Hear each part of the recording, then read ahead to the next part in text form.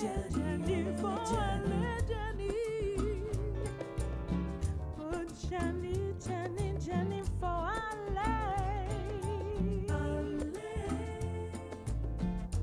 c'est la vie ou a sauvé aller. Oui, l'amour a prouvé aller. Allez, Johnny. Allez, allez, allez, allez, allez. Johnny, Johnny, Johnny.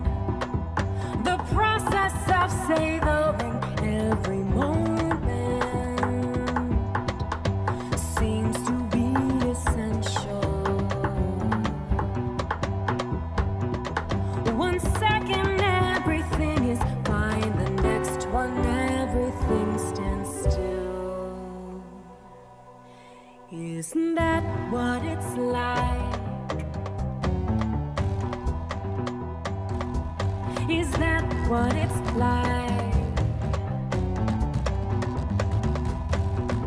Right now I can feel my breath going in and out. The next task is to be necessary. Once it was essential. Transported to another space, heightened awareness, you're at peace. Isn't that what it's like? Isn't that what it's like? Is this what it's like? Is this what it's like? Is this what it's like?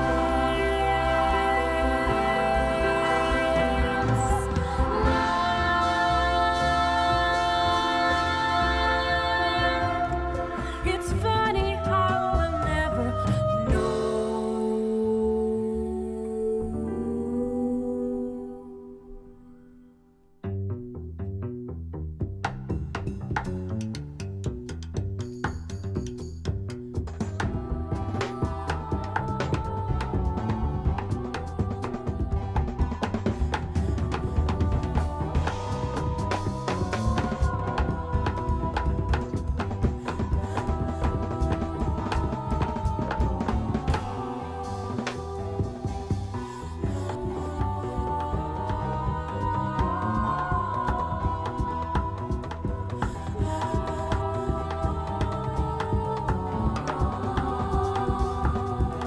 It's funny how we'll never know when this will end. The process of savoring every moment seems to be essential. One second everything is fine, the next one everything stands still.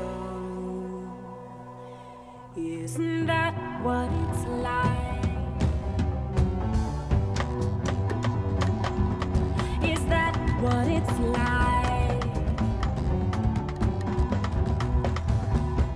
Is this what it's like? Is this what it's like?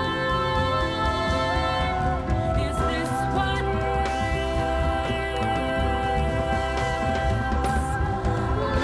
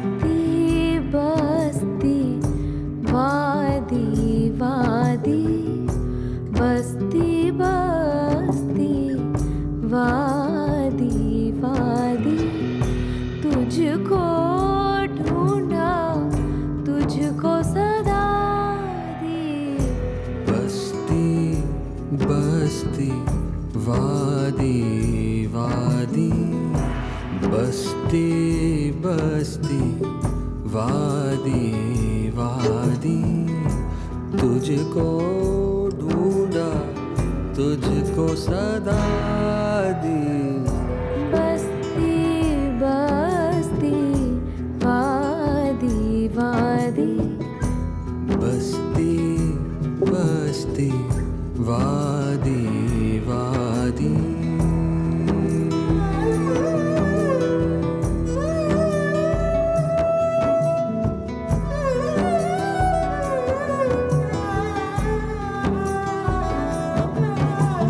मेरा क्यों है गम दुनिया को मेरा क्यों है गम दुनिया को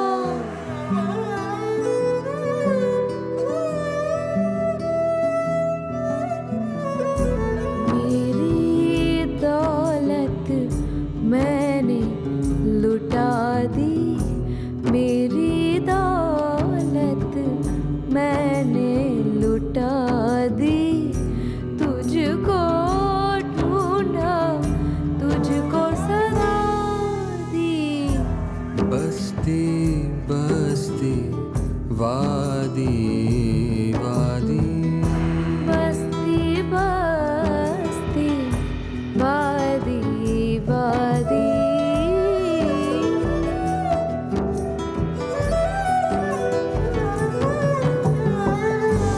एक कमी थी ताजमहल में एक कमी थी Taj Mahal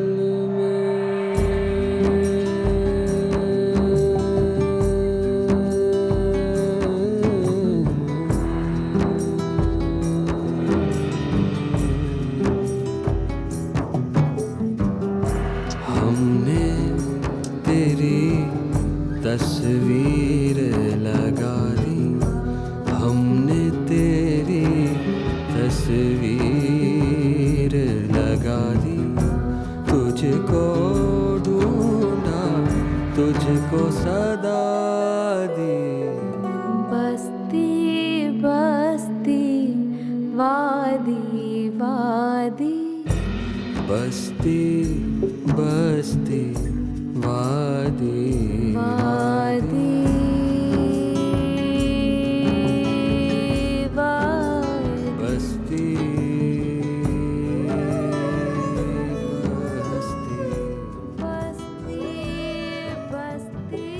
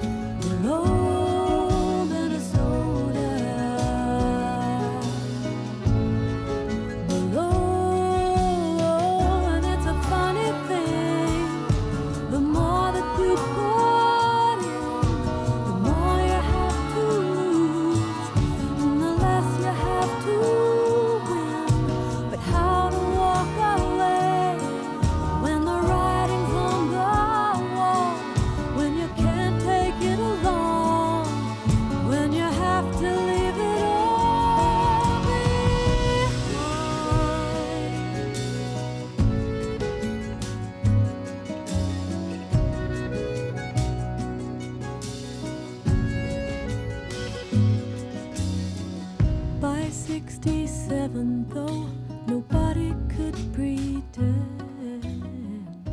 I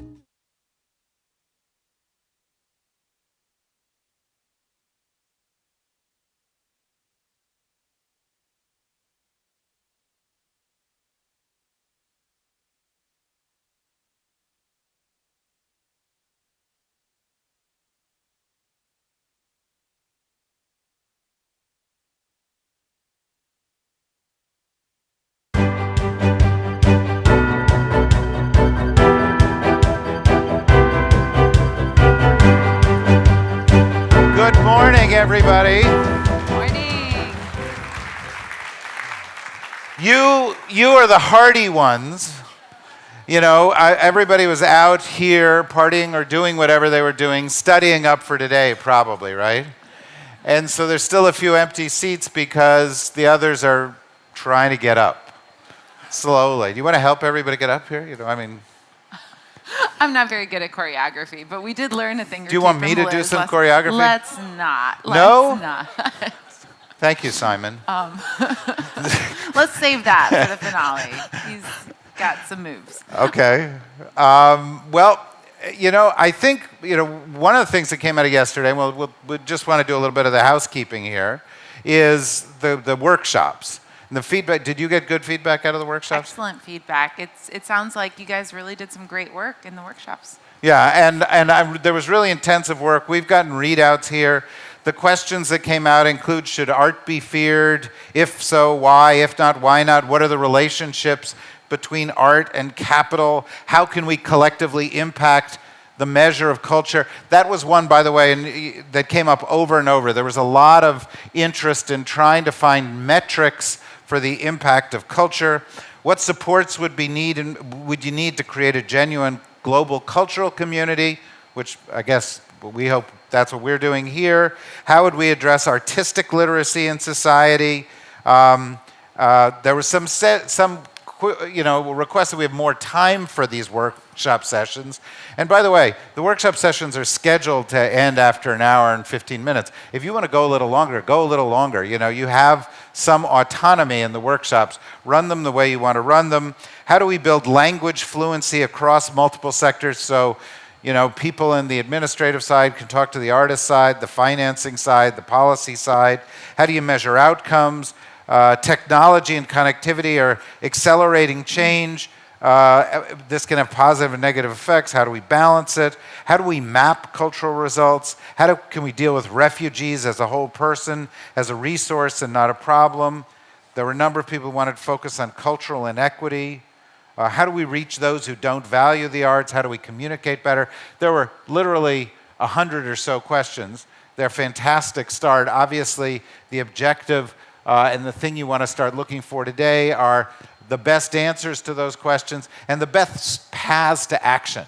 Because our objective here is not talk, it's action. And that's up to all of you. Is there anything else you want to say or that you took out of the workshops and talking to people? It's just great to see everybody so engaged. Thank you so much. And we will make all of this available so that you can track the progress that's been made throughout the summit.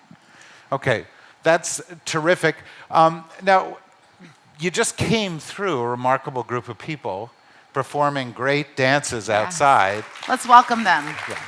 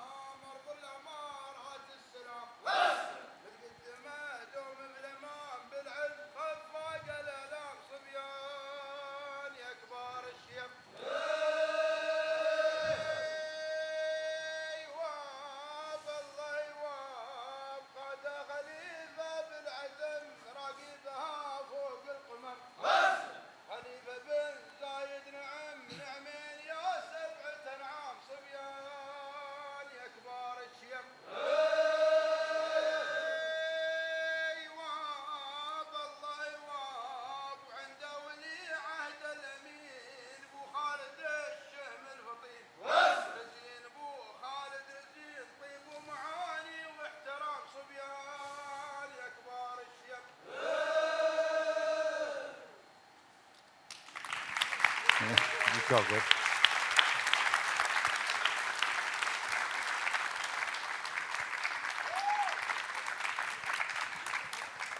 I'd like to shake your hand too.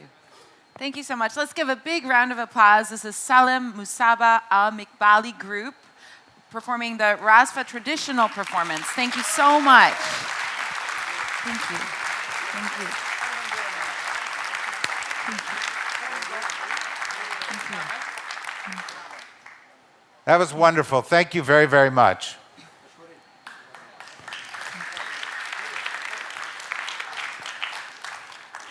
We also had a bit of news last night. We did. We have very exciting news to share with you. Some of you may already know, we have someone among us who has been awarded a Pulitzer Prize. Duyan, where are you? Duyan, please come on up to stage. Thank you so much. Congratulations. I'm going to give you the mic.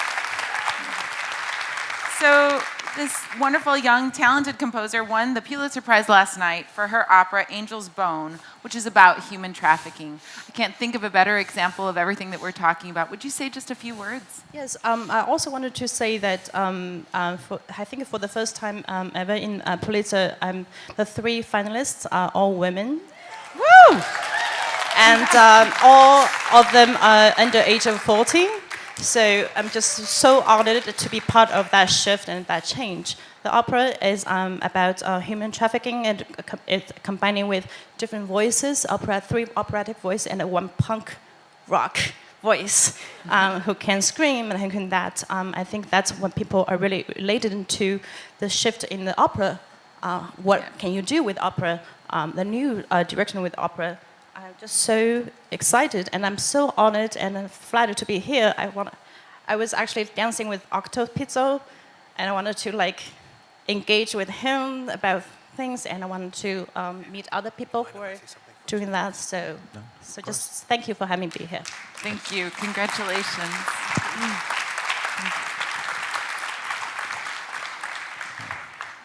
Mohammed would like to say something. Yes. We'd like to also invite our colleague here at TCA to say a few words, Mohammed. And as he comes up, I just want to say what a wonderful privilege it is for us all to have these conversations infused with such amazing performances and artistry. And I encourage you to connect with the artists that are here, the visual artists, the performing artists. We've got some really special people. By the way, I want to say the reason we have such great artists here is because of Carla's organization, TCP Ventures, and the great team there. So, every time you love one of these performances, say thanks to one of them. All right. Absolutely. Thank you all. Good morning. Good morning. Yeah, come on. Good morning. Exactly. Come on. This is Good Mohammed. Good. I'm glad you all enjoyed some of my culture this morning. I hope you remember yesterday I gave you a glimpse of who we are with the story of the Crown Prince and the vision he's had in regards of making a cultural environment here in Abu Dhabi. I would like maybe every day to let you know more about us, because I'm knowing more about you every day. I speak to most of you, and it's fantastic to hear about yourselves, about your cultures, and it's just great to have you all here. So I'll give you a 2-minute story so you can maybe understand who we are as Emiratis. And obviously, everything we do starts from the top. We all learn from who we call our father, which was the late His Highness Sheikh Zayed. While I was driving here this morning, I was driving by a long road of trees, palm trees and date trees. And I thought of a story about Sheikh Zayed, which I want to tell you all this morning, because it gives you a glimpse on who we are as Emiratis and what makes us Emiratis. So I want you to imagine 55 to 60 years ago. It was a time where the idea of the formation of a country was being set up. It was a time where harsh negotiations were being done, a tough time, not an easy time. So you can only imagine the visionary leader during this time having so many things on his mind. Have to speak to this sheikh, have to speak to that leader, have to deal with politics and etc. And the story goes, he was in his car and he was with one of his advisors. and they were driving to a very important meeting. And this was maybe at 6:37 in the morning. Okay. 6:37 in the morning. And all of a sudden, the car swerves to the right and stops. It's a straight halt. So obviously the advisor who's sitting next to him, his headpiece is flying all over the place. What's going on? Is there an emergency? So His Highness Sheikh Zayed steps out of the car. He says, yes, of course there's an emergency. So the advisor follows him to see what's going on. And he points on a date tree. And there's somebody on the top of the date tree picking dates. And his advisor says, what's wrong? And he says, don't you know what he's doing is actually hurting the tree? So he calls that individual. He says, let me teach you how to do this so you don't harm the tree. And he goes and teaches him. He takes that half an hour of his time that's full of pressure, his time that's troubled because of the situation of the time 60 years ago. But he understood the value of this land. He understood the value of life, the value of our environment. And we learn from that. And it makes me who I am, and it makes us as Emiratis who we are. We love our sea, we love our desert, we love our trees. And that love is recreated every single day, whether it's the love of being here today, the love of culture, the love of art. And I just wanted to share that story with you today, so you can know more about myself, know more about us, and of course, know more about a great leader. So thank you very much. I hope you have a fantastic day. Already it started with a fantastic beginning, and I'm sure the next couple of hours are going to be great. Thank you. Thank you. Thank you. The next couple hours will be great. Do you have anything else you want to say? Just welcome to day two. We're really so excited that everyone's here. Thank you for participating so actively in the sessions in the afternoon. And we want to hear from you. If you have any feedback, if you have any comments or questions, please feel free to come right up to me, David, anyone from our team. We're very interested in engaging with you individually and in the groups and hearing what you think we might be able to do better, and any questions you might have. I know Carla was personally disappointed that there were not more questions yesterday about snacks, which she considers, essential to culture everywhere. I mean, you can't actually get a musician into a room without feeding them. Right? That's right. I mean, Deborah Rutter is here, who runs the Kennedy Center. The most important thing at the Kennedy Center is food, snacks, exactly, right? I've made my point. Yes. Okay, so we may now close the conference. You have all taken away the most important point that there is to gather. All right, well, we'll get on with things. See you a little bit later. Carla will introduce a wonderful act later. You can applaud her if you want to applaud her. I mean, when we get to Way of the Rain, Carla's actually singing in Way of the Rain. So you're going to see that, she is an artist as well as a snacker. By the way, everybody on their chairs has gotten an article. I apologize that it is written by me, but somebody had to write the article. The article was the cover in Foreign Policy, and it's called The Urgency of Art. And it talks about what we've been talking about here. And it's kind of my personal sort of manifesto about this, but to be perfectly honest, any personal manifesto I have is received wisdom I've gotten from Carla. So, anything in this that seems coherent or insightful, you should credit her for. Grammatical errors are entirely my responsibility. Now, we are going to go, and let's get set up for the first panel here. We're going to go and move straight into the panels. We're going to have a couple panels, a break, and then the first really amazing performance of a different kind this morning. But this panel is going to talk about something that came up again and again yesterday and couldn't be more important here in this region. And that's the how of cultural preservation and the why in coming decades. And so on this panel, we have Dr. Zaki Nusseibeh, Assistant Minister of Foreign Affairs and International Cooperation in the Ministry of Foreign Affairs, who you met yesterday and who's been an active part here. And we can, I'll read these. You guys can come down. We can have the entrance music. Zaki Aslan the Arab States representative to ICRAM, Her Royal Highness Dana Firas, the president of the Petra National Trust, and Marriott Westerman, who's the executive vice president of the Andrew Mellon Foundation. Is this chair okay? That's fine. Thank you very much. Very, very glad to.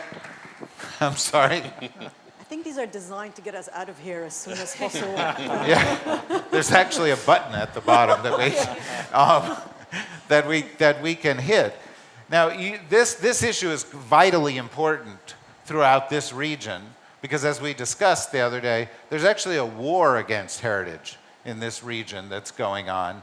And I know that there's the front line of that war has been here and in other places, the work that's been done in Petra, but there was a conference here in December that was focusing on this. And perhaps we could start by talking a little bit about what the objective was of that conference. Do you want to start, Zaki? Well, this was a conference that was sponsored by His Highness Sheikh Mohammed bin Zayed, the Crown Prince of Abu Dhabi and the Deputy Supreme Commander of the Armed Forces, and by French President François Hollande. And it was in response to what was happening around us in the destruction and degradation of historic icons by the new barbarians who were tearing apart the narrative we spoke about yesterday of man's civilization. And so it was decided that a major international effort should be mounted in order to face this together.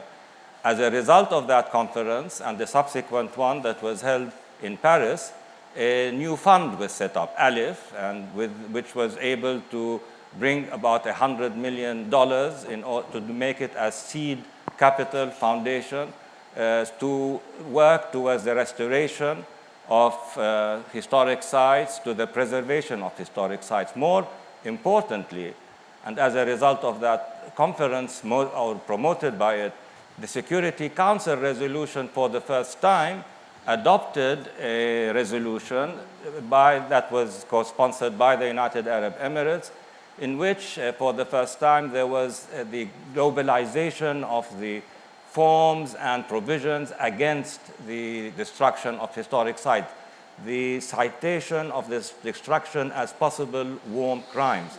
So as a result, I hope we will have now a concerted international effort been unanimously supported by the world community to make an end to this constant degradation of man's civilization. Marriott, no, you can applaud. You can applaud. By the way, as good as Mohammed's story was, a couple of years ago when I was here and trying to learn about the UAE, somebody said to me, if you need the stories of the UAE, the real origin stories of the UAE, go to Zaki. He was there. And so if you see Zaki walking down the hall, stop him. Ask him for the stories. He's got all of the stories of the origin. But is this enough? Did the conference bring us far enough? What are the next steps we need to do? The next steps, that's a great question to ask, David. And maybe Thank you. take it. It's taken me a day and a half to get to a great question. We're just here to flatter you, right? Thank you. Right. So let me take it up maybe 10 kilometers for a second and ask, why do we preserve cultural heritage? And the way I like to think about it, as people have said here, the production of cultural heritage is something that human beings share. We do it in different ways, but what does it really mean to create cultural heritage? Well, when you think about what human beings, what we leave behind as individuals and as people, you can put it in two categories. There's the stuff that gets discarded, the trash, the detritus, and there are the things that we value and that we think should be kept, and you might say they are art. So we have art and we have trash. And those are the two things that people leave behind. Now, when you think about that, you also know that one person's rubbish is another person's treasure. And so what different cultures believe is worth keeping, and what counts as art, and does count as art, and what really should be discarded and perhaps even destroyed, because to some people it might be an abomination. This is what really is all part of culture. And so when I say that, you can see that cultural heritage is not a neutral thing, and that for a fund like the one that we are very excited about to succeed, it can't just be a matter of expertise being dropped in and saying, now we are going to preserve your culture for you because this is so important. It seems really important to think about who the stakeholders are in a particular culture so that they can be brought in and help decide what should be kept and how, and what perhaps might be let go. Well, Petra seems to me to be a great case study for this, because I don't think there was ever any doubt in the mind of anyone that this is something to be preserved. Yes. This is, I mean, it's one of the most remarkable places I've ever been, right? And so we pick up on what Mariette was saying. In a case like that, do you still find a kind of a national consensus to go, invest, protect? Are there struggles? What are the challenges you face in a place like Petra? So I'll backtrack one more person as well. So the efforts of the UAE and UNESCO to lead on this resolution have been fantastic. But it's not just heritage and conflict that we need to worry about. It's heritage and crisis. And crisis can be this sinister daily destruction of sites that's not quite so visible and final as you see in other places. And so there is a lot of mismanagement, there is a lot of misuse, there is a lack of understanding as to what site integrity actually means and how that translates on the ground into policies, standards, and guidelines of management, of development, of building. That's the threat that we face in Petra. It is not the conflict per se, but it's this crisis, sinister crisis of daily mismanagement that we sometimes see. It's not all the time, but we see it quite frequently in Petra. And so I think the resolution is fantastic, but what is really missing are instruments, tools that we can use to ensure that non-adherence to these standards and guidelines and to the concept of site integrity, sustainable, responsible development are implemented. And back to your point about what it is that should be preserved or shouldn't, I think it's a wide arena. Sites need to be preserved for their intrinsic value. They are beautiful, they are magnificent. It's hard to quantify. They take, Petra takes my breath away every single time I go there. So there is intrinsic value. There is this link to the past, the thread of common human history, shared human values that define who we are as people. We heard that yesterday. There is a link to what they mean to us today. So how they relate to your identity, rooting national identities that distinguish who we are, authentic sense of who we are, into a past that is rooted in years of history, 10,000 years of history, opening up mindsets, opening up a sense of personal awareness that we are part of a larger community than the narrow communities that we sometimes define ourselves in. That is sort of one antidote to extremist thinking. And I think also you preserve them because the preservation of culture creates a safe space for people to express, to push the boundaries a little bit of how they express, to touch issues that might otherwise be sensitive, possibly taboo. So I think that, and of course there's the economic argument. So you preserve culture also because it makes financial sense. People in local communities have to benefit directly, whether it's through tourism, culture industries, crafts, gastronomy to make you happy. No, it's her. Which is not me. It's, Yeah, so I think in a nutshell, that's where I think sort of some gaps exist and why it is important that we address them. Thank you. And thank you for referring to snacks as gastronomy, by the way. Simon. So we've talked about a couple of wars going on here, right? There's active physical attacks on these. There is sort of the war of neglect or the war of inattentive maintenance going on here. And what we're just hearing about is how do you develop the political will to actually prioritize these things, right, particularly when there's so many other priorities going on in a crisis zone. And how is that challenge being tackled now? Well, actually, perhaps I should introduce our organization, which is a specialized agency for the conservation of cultural heritage that was created by UNESCO in 1956. It's called ICRAM, with a base in Rome. And coming back to your question, I would like to highlight the fact that, in fact, we started a program for the Arab region in 2004, where we, in fact, assessed the needs and the priorities. Of course, the priorities have changed from 2004 to the more recent few years, 4 years ago, where, you have conflicts in this part of the world and destruction and intentional destruction of cultural heritage.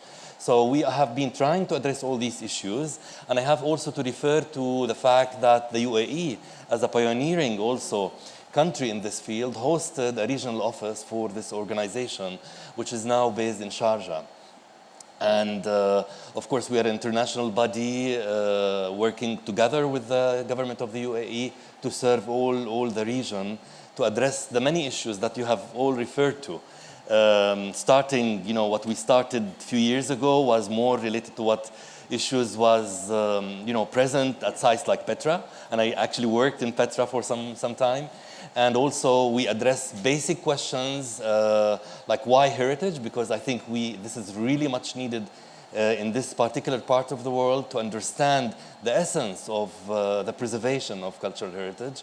And I think this is really important. But also we've been doing with our partners in the UAE several activities related to the protection. Now, all the political aspects that were addressed and pioneered, let's say, by the UAE, now would need some technical support. For example, when we talk about safe havens for this special funds, we need to look at technical issues of how we evacuate sites, how we transport objects. And so this is really the essence of the work that we do as an intergovernmental body based here in the region. Thank you. Would you allow me a narrative? Could I stop you? Could I stop you? No, go on. Reacting to what both Marriott and to what Princess Diana said, a narrative about what happened here in the United Arab Emirates. It was in 1962, and that was incidentally the time when this island, Saadiyat Island, was a desert island. We used to come here in order to ski sometimes or have a picnic, but there was nothing on the island. And tomorrow is going to be the home center for a cultural capital, a hub, universities and museums. In 1962, Sheikh Zayed, the humanitarian and unique leader that Muhammad spoke to you about earlier, saw a heap of ruins out near Al Ain, and he thought they were very important. This was pre-oil, but nevertheless, there was a priority in order to preserve a heritage.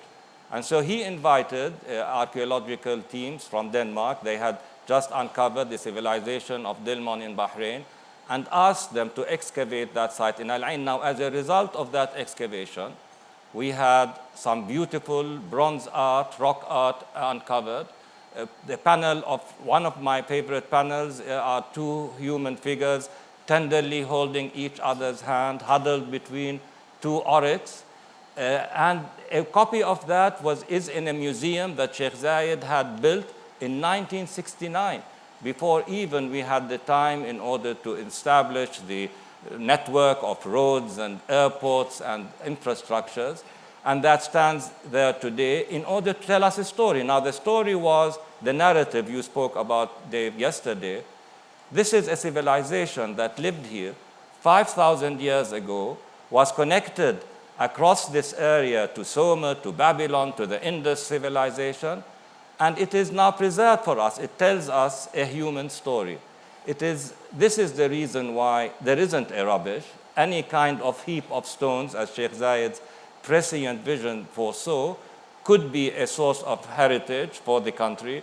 And priorities, culture, as yesterday also the director of UNESCO was saying, is a major driver of durable development. So it is a major driver and not a peripheral force. We must work on the preservation of our cultural assets. Okay, that's a very interesting story, and it's certainly worthy of acknowledgement. I do want to open up these conversations a little bit more. One of the comments I got yesterday from people is the sessions are a little short. They are. Again, the idea was appetizers and to keep the pace moving. But in each one of them during the last 10 minutes or so, and during a couple of other breaks that we've got, I'll look out. And if you want to say something, just wave your hand, and I'll walk over at the appropriate moment when I see it. I'm going to ask one or two more questions before I do that. We've got about 12 minutes left here in this session. We've talked about what's working. We've talked about progress. We've talked about a couple of the challenges. I'd like to talk a little bit about the gaps and a little bit about how technology is going to change all of this. I've read some interesting things about 3D printing and that we've got the ability really to go out now and to store some of these sites digitally, and have then, using those technologies, the opportunity to rebuild, reconstruct, maintain, actually create a kind of, there's this thing, this seed bank that they have where they save all the seeds of the world in a big vault someplace in case there was a catastrophe. And it seems to me like you could almost do that with cultural heritage. Is that right? Yes, I think technology has been an utter game changer for these potentials of preserving cultural heritage in the way that can take into account what everybody cares about. And in the following ways you can think about it. The most important steps to guarantee the possibility of cultural heritage preservation in the first place is documentation and of sites, of objects, of intangible traditions, rituals, performance, and so forth. And then once you've captured that, and you can do that digitally, and you store it, then to educate about it and to engage people in that cultural heritage so they can have input. So what we've seen, for example, in Palmyra, the most dramatic case of wanton destruction and targeted destruction, is that with drone technology, this French company, Econim, was able to capture very quickly, very detailed areas both of that hadn't been destroyed yet, but also document damage so that in future rebuilding could happen with some of that kind of 3D imaging that you reference, and that in fact could lead to 3D rebuilding as well. And then of course I'm very interested in the possibilities of mobile technology, short-range mobile technology, as well as the web, to make people aware of what's in these sites, to combat situations of looting, for example. If you know that something exists somewhere and you see it show up at a border patrol on your mobile, you can intercept it. Well, you can even go further, right? As we enter in the big data economy, we're a few years away from a moment where there'll be 50 billion devices on the web. Most of those devices are part of the Internet of Things. Most of those devices are sensors. Yeah. And one could imagine heritage sites that had many, many sensors that would be able to maintain temperature, be able to maintain humidity, be able to maintain an eye on them, and so forth. Is that something you've envisioned as you approach the maintenance of Petra? Definitely. I think the use of technology is the way of the future. I agree with you completely. There is no other way to do it. And what most interests us at the Petra National Trust is not only the documentation, but it's your second pillar, the education. So we have really focused on, somebody asked yesterday, actually, who should be leading this movement, this global movement, and it should come from the artists, it should come from the grassroots. And so it's local communities who are going to lead the protection and preservation of their sites. But you've got to do it based on facts and based on awareness, and it's the education and the awareness component, I think, that is critical. You cannot do education and awareness without technology these days. It won't happen. Children don't respond. Access is not available. You will have to do it. And for the last 5 years, that's what we've done. We've gone into public schools in the Petra region, and you filled the gaps. There is hardly any culture, any art being offered to students in public schools in the south of Jordan.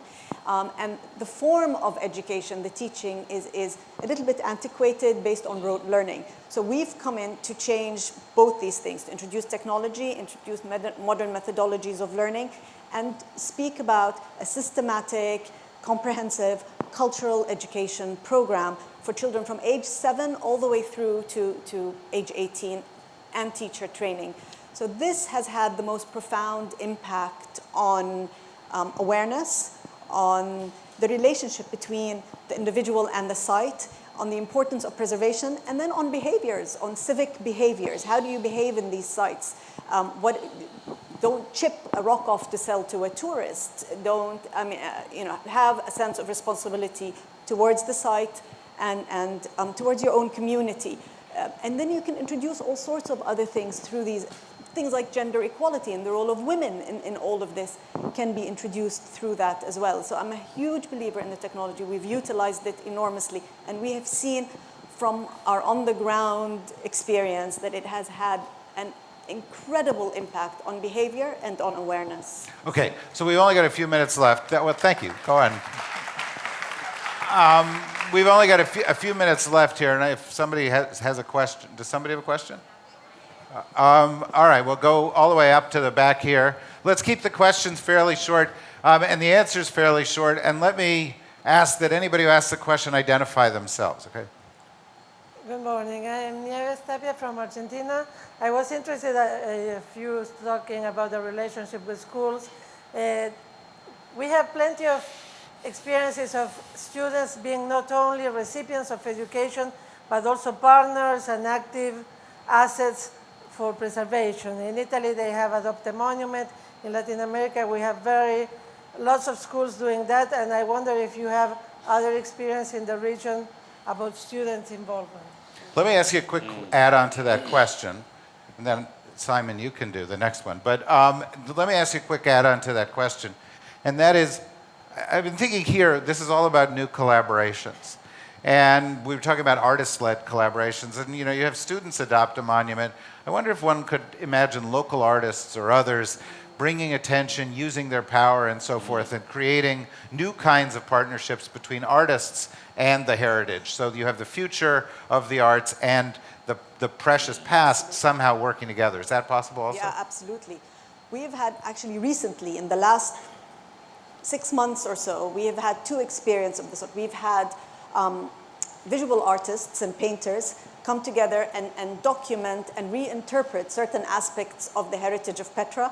And they've held workshops with students in the Petra region, where the students also painted and presented their understanding, their interpretation of their culture and of their heritage. And we held a fundraiser, so we sold these works at a fundraiser with the artists present, and some of the students were present as well. So it really created a buzz within the arts community. Then we took this experience and did it with sculpture.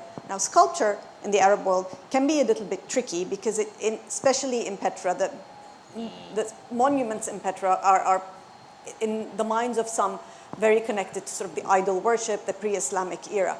So we had to a little bit go beyond that to say that they are actually just forms of documentation, forms of expression,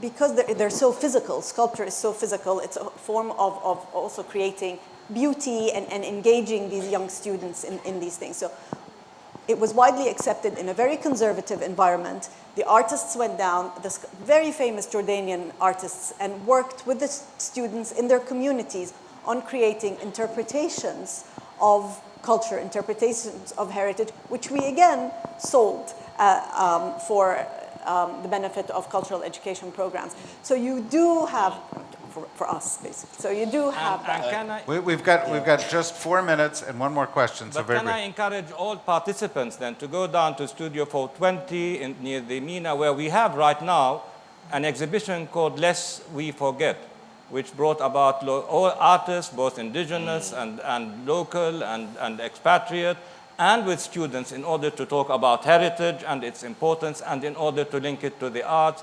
And they will start today also a gallery experience. I encourage all participants to go out there in the afternoon or tomorrow. And I think there's a big, one second, I think there is a big important theme here, which is a theme that is coming out throughout this conference. The cultural community in the world is too fragmented. The artists don't talk to the arts administrators, don't talk to the policy people. The people in visual arts don't talk to the people in performing arts. And as a result of the fragmentation, everybody is weaker. If everybody is working together, you end up with more power and the ability to say that, to gain traction.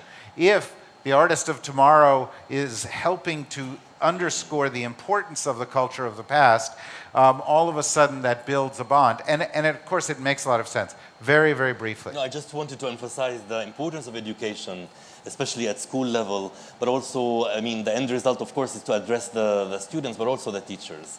In fact, we started in 2003 a workshop in Petra, and we tried to also have teachers with the students coming to see how the teacher would have also the technical abilities to introduce heritage into the school activities, curricular or extracurricular activities at school. So I think this is really important. Okay, and again, what we're getting here is a sense of different kinds of coalitions: students, teachers, governments, artists, local businesses, and so forth. And you can't do it without the new technology, appreciation for the old. Very quick question. The question I had, sorry, my name's Simon Majumdar. The question is, we've talked about new technology a lot, and I know we've talked about that in Petra, but I'm wondering about crafts and reteaching disciplines like stonemasonry. I know on visits to Petra there's a college there, and cataloguing those and how you feel about that importance in keeping our heritage. Go ahead, Marriott. And this is going to be the last comment here because we're going to go straight into the next panel. Simon, I think it's a great point that you've made, and it is one of these changes where we see that community has become so important beyond the technical expertise that's handed down through education. The most inspiring example I discussed this morning with Ahmad Sarmast, who's here from Afghanistan, and it is a project in a neighborhood of Kabul called Turquoise Mountain, which was destroyed through neglect, through actual warfare, through actual various acts of terror. And over many years, the last 10 years, a school has been created there for the recreation of these old crafts of mud brick architecture in the original style. People really have been given jobs to learn to do this work. Hundreds of people have been employed who were underemployed before to rebuild this neighborhood, and along with it, reintroduce weaving crafts, pottery crafts, music traditions, and so forth. So I think that is just one example of an extremely successful effort to integrate craft with these more technical areas of expertise. And of course that also... And education. And it also creates economic opportunities. Yeah. Because as you develop crafts, you also develop markets and so forth. A sense of pride as well, a sense of real sense of pride. Right, and we were speaking at dinner last night of a city in China that is almost, gets 80 million visitors a year because of its crafts, right? And so this becomes self-supporting across many ways. A great way to start the day. Ladies and gentlemen, join me in thanking this terrific panel.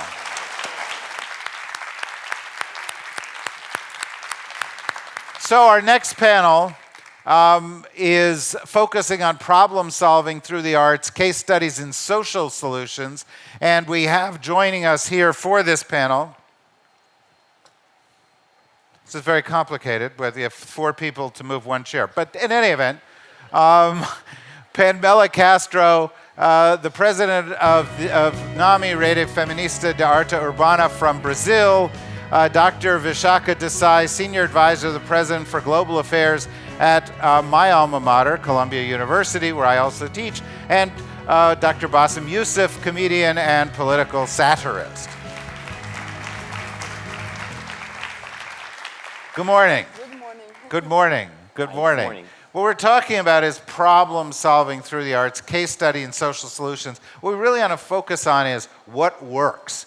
Now, Pamela, I love your story of what happened and how you went from essentially being an artist, following your own heart, to seeing how you were driving social change in favelas and the issue of violence against women. Can you tell people a little bit about what worked there? Yeah, I have my personal artwork that's like the murals that talk about gender and violence, but more subjective. And a point I saw that we need to develop something more direct that make an effective change. And I developed this methodology of 3 hours workshop where we go to the communities, to the schools, and use the graffiti to promote the women's rights, especially the law that we have in Brazil against domestic violence. And because sometimes you go to the favela and you say, oh, let's talk about domestic violence, no one's coming. And if we go and say to the people, okay, let's make a graffiti. people see that's a good idea and people just come and you have that space, that moment to talk with people about the law that's super important to protect women. Well, that's interesting, and it relates a little bit to what you've done in your own life in the sense of finding the vernacular that works, finding the language that works. In your case, you found the language through humor and a way to connect to people. And I'm wondering if you see that as kind of the first step in finding a social solution through the arts is cracking the code of the community that you're in.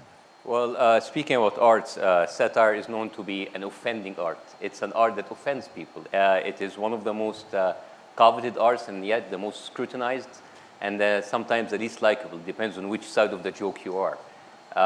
Usually, if you are on that side, on the side of the offended, you really hate satire. However, satire helps to challenge taboos. It encourages people to think outside the box. It takes them outside of their comfort zone. And this is why it's not likable by people in authority, people in media, people who are not used to have their authority or their views challenged. What satire does, and humor in general, it brings more people to the table to discuss issues and subjects that they might not otherwise discuss it because they are too dull or they are too complicated. If you want to discuss a funding problem or a parliament resolution, it might be too complicated to listen to CNN for hours. But a couple of jokes, a sketch can actually bring it more home. So it makes it more easy to people to follow, to engage. A lot of people put a lot of pressure on satirists and comedians. Many of the satirists have been elevated to much higher statuses, like people get more news from satirists and humorists more than news, or they look at them as activists or freedom fighters. I don't think that should be the case, because the role of a satirist stops at the edge of a theater, it stops at the edge of a screen. At the end of the day, it's up to the people to change. Satire don't change people. Satire don't change things. It might help for people to change, and then people are the ones who actually take it in their own hands to change. Well, some of us actually live in countries where the news has become satire, which is making jobs very difficult for satirists. But, Shaka, that wasn't a political commentary. That was just me talking about the weather. But I guess in both of these things, I want to get to a concept that may seem a little bit highbrow, but I think it's really important here. In the beginning part of the 20th century, when Impressionist art came out, critics would view it, and they would see a few lines on a page where once they saw reality. And when they saw a few lines on the page, they recognized that there was a collaboration taking place between the artist and the audience. And in fact, they came up with a term called the beholder's share. And it essentially said that an artist only does half the work. The rest of the work is done inside the mind of the audience. And when I was in the Clinton administration, Bill Clinton had a term for this, which he called the meta message. He said he would give a speech from the words on the page, but that wasn't what mattered. What mattered was how that landed on the ears of the listener. And both Panmela and Bassem have found ways to speak in the language of the listener, but a lot of art doesn't. And you've got this great background both from running the Asia Society, but also museums and so forth. Do you see that as a problem that needs to be prioritized? Well, I think first of all, I should just mention that this idea that what is an aesthetic experience? In India, it goes all the way back to 5th century AD. It's called rasa. And rasa is exactly that. It's the idea that you, the artist, are there, but the audience is the other half that creates the aesthetic experience. So just to be clear, Impressionists were not the first ones. What can I tell you? Just to be on the safe side. The second thing is, I think, what Panmela and Bassem both said, and I think the important thing to me is that what art does is to create a space. Art does many things. And one of the things that I was just looking around, all the quotes you've used, one of the best quotes is from Einstein, who says, logic will get you from A to B. creativity will take you everywhere. And it's that space in which other things happen. So I think we have to be very clear when we say art solves problems, and it's exactly what you said, that it's not so much that art solves problems. Art creates other parts of your brain to function. And we know from neurologists now and neuroscience that creativity resides in different parts of our brain than logic. It is that creative intelligence that creates a space. Why is it that people come to create graffiti? In my case, it's a tool. Exactly, it's a tool. And what we need is artists to be at the table. We need arts to be at the table to create the ecology of social problems, but not to really create a false advertising that art solves problems, but it gets too instrumentalist for me. And I think we need to really be clear that art does amazing things. I mean, for example, all you have to go is to the Guggenheim show and see Anish Kapoor, Red Homeland. It stops you. It's like Sandeep Das or any music that we heard here. It stops you in your tracks. It changes other parts of your mind to really pay attention, and it does something to your heart. Well, I think it actually it literally may change parts of your mind, right? I think it literally changes your brain chemistry. It changes your brain chemistry when you laugh. Yeah, well, they say people who cannot take satire are a little bit stupid. Satirists say that. The thing is, it does change it does all kinds of things. But like for me, satire is important to stand against fear.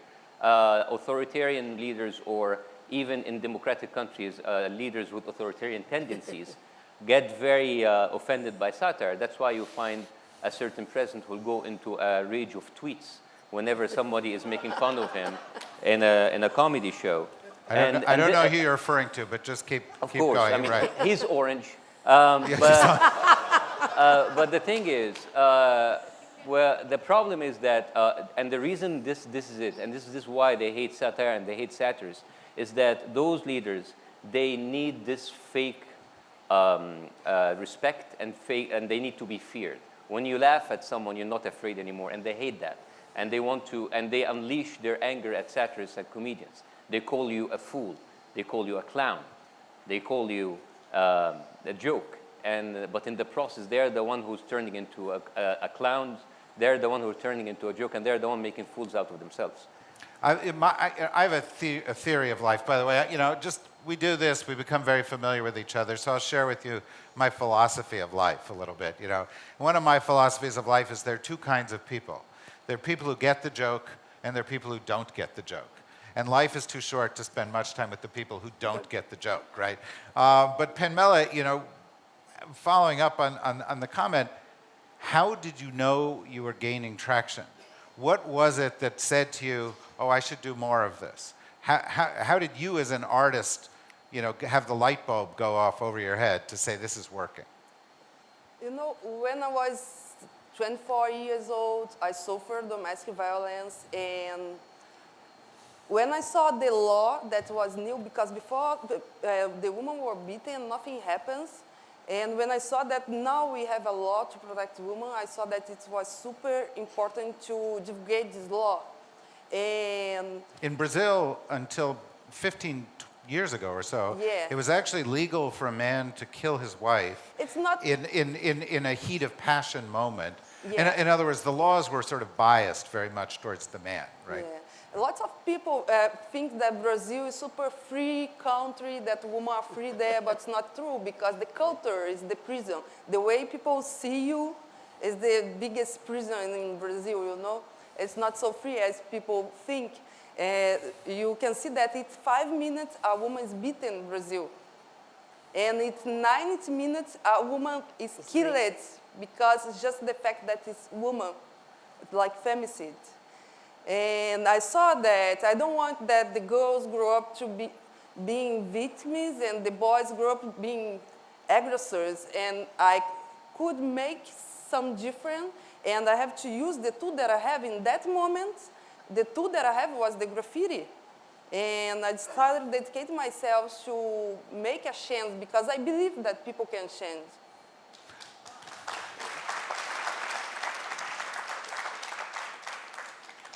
The art is a tool, as you said, but sometimes artists are more than that. And I've seen examples of it. In Afghanistan, a girl made a song about child brides. And it changed the way, millions of people downloaded it. It changed the views. You're going to talk about some other examples? I was just going to say that in India also, there is a huge movement in crafts, for village crafts. And this is in eastern India, where men were going off and getting HIV/AIDS. And women started making quilts, coming together and telling the stories that they were experiencing. And all of a sudden, within 6 months to a year, they began to feel that they were empowered to tell that story. And as they told that story, men were getting more and more upset. But ultimately, it did help change the law. So I think what we have to recognize is that art does create a space, and it does create some sense of empowerment, which then can lead to something. So it's sort of not like you started out making quilts because you wanted to change the law, but things happen and they work with other social workers and everybody else to actually create the law that changed. So there is that idea, but the problem is that half the time, as Carla and I were just saying inside, arts are not at the table. Artists are not at the table. So if you want arts to make a difference, but if you're not even at the table, how are you going to make a difference? So the big thing for us is to make sure that we are at the table, whether it's about policy, whether it's about law change, whether it's about social change, we need to be at the table. Absolutely right. Absolutely right. You know, I think one of the challenges here, particularly in a global environment, is that there are many different idioms, and that culture to culture, there's a challenge in communicating. Humor doesn't always translate. The issues don't always translate. How does one tackle that? How does one tackle it? It is difficult because you can speak the language very well, but in the same time, your humor will not translate. I think humor is a third language. You can speak, you can be a perfect linguistic, but you not understand the humor from Friends, and you understand Friends, you don't understand Frasier, which I think Frasier is a much higher level at Friends. And we can have a debate about that later on. And I think political satire is even higher because you need to understand the references, you need to understand the culture, you need to understand so many things in order to have your joke landing. However, to put what you said just in practical context, right now I live in the United States, and you know all of these problems of xenophobia, Islamophobia. There are people from the Muslim minorities who have been born there, and now they are using the humor of the culture, of the society that have been grown up into, to break up the stereotypes that have been constructed against Muslims and Arabs and Middle Easterns in the same way that people in this culture use humor. So you find a lot of like humorous sketches, satirical sketches, making fun of like how this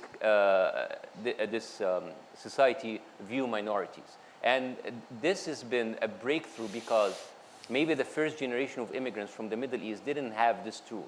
But people who come as a second generation are more skillful as using this tool. It's like, all right, you're calling me a terrorist? All right, I am a terrorist. Let me tell you what can I do as a terrorist. I blow myself 5 times a day trying to perfect my skill.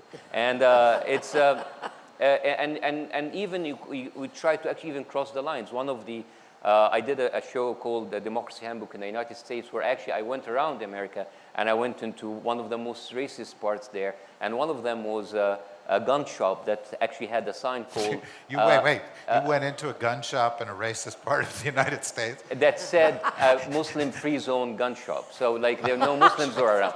And I went there and I interviewed the gun shop owner for more than an hour and a half. He didn't know that I was a Muslim. He told me, what you are? It's like, oh, well, I'm half Italian. He didn't ask the other half. And the thing is, I didn't go there to challenge him. I didn't go there to put him in his place. I didn't go there to pick up a fight. I just used humor in order to let him overflow of his lovely racist ideas.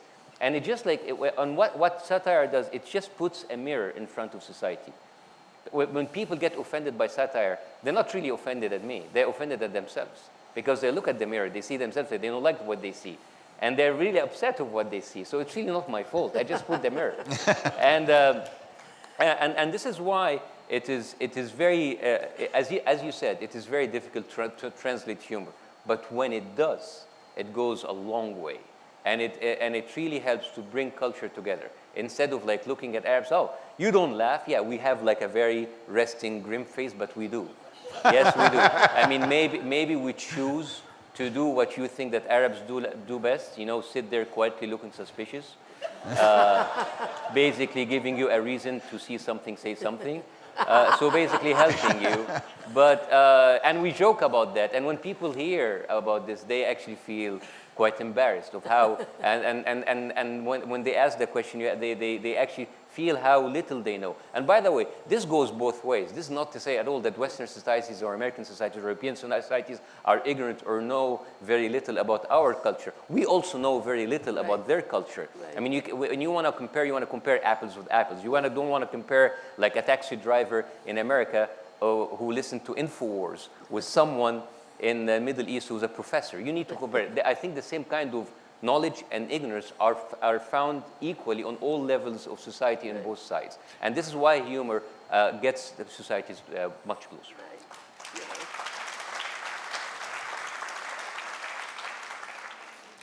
Later you're going to say this panel was too short, but it's because they keep applauding everything you're saying, and there's just not enough time to talk. You're taking too much their time. fault. Your Yeah. fault. That's It's it, all, their fault, thank you.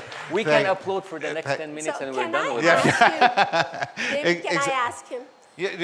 In one moment. I'm going to turn to the crowd here in a second. Did you tell him finally? Well, oh, okay, I'll come to you in a second. How did that happen? There's like 7 hands go up and they're all pointing at you. That's teamwork. Thank you. Very brief question. We've just got a couple of moments, but there's a theme here. I asked him whether he finally told the gun shop guy who he was. No, he and knew. He said no. He knew after the video was out. Okay. Well, but you know, there's a common theme here. Yeah.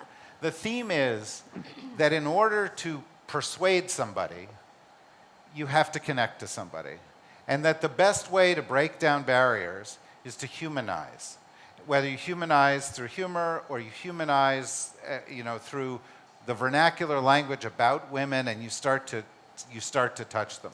Well, I think one of the things we should remember is that arts are the only things that both are off a place, they have specificity, and they transcend. Nothing else does that. That's why you need the arts at the table. Yeah, I believe that. Okay, now that's sarcastic applause. Yes.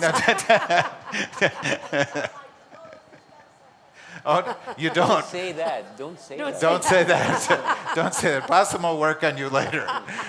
You're a medical doctor, right? I was a heart surgeon before turning into science. Right. So is there a cure? Which is the biggest joke here, yes. Yeah. Is that a joke? Do your patients agree?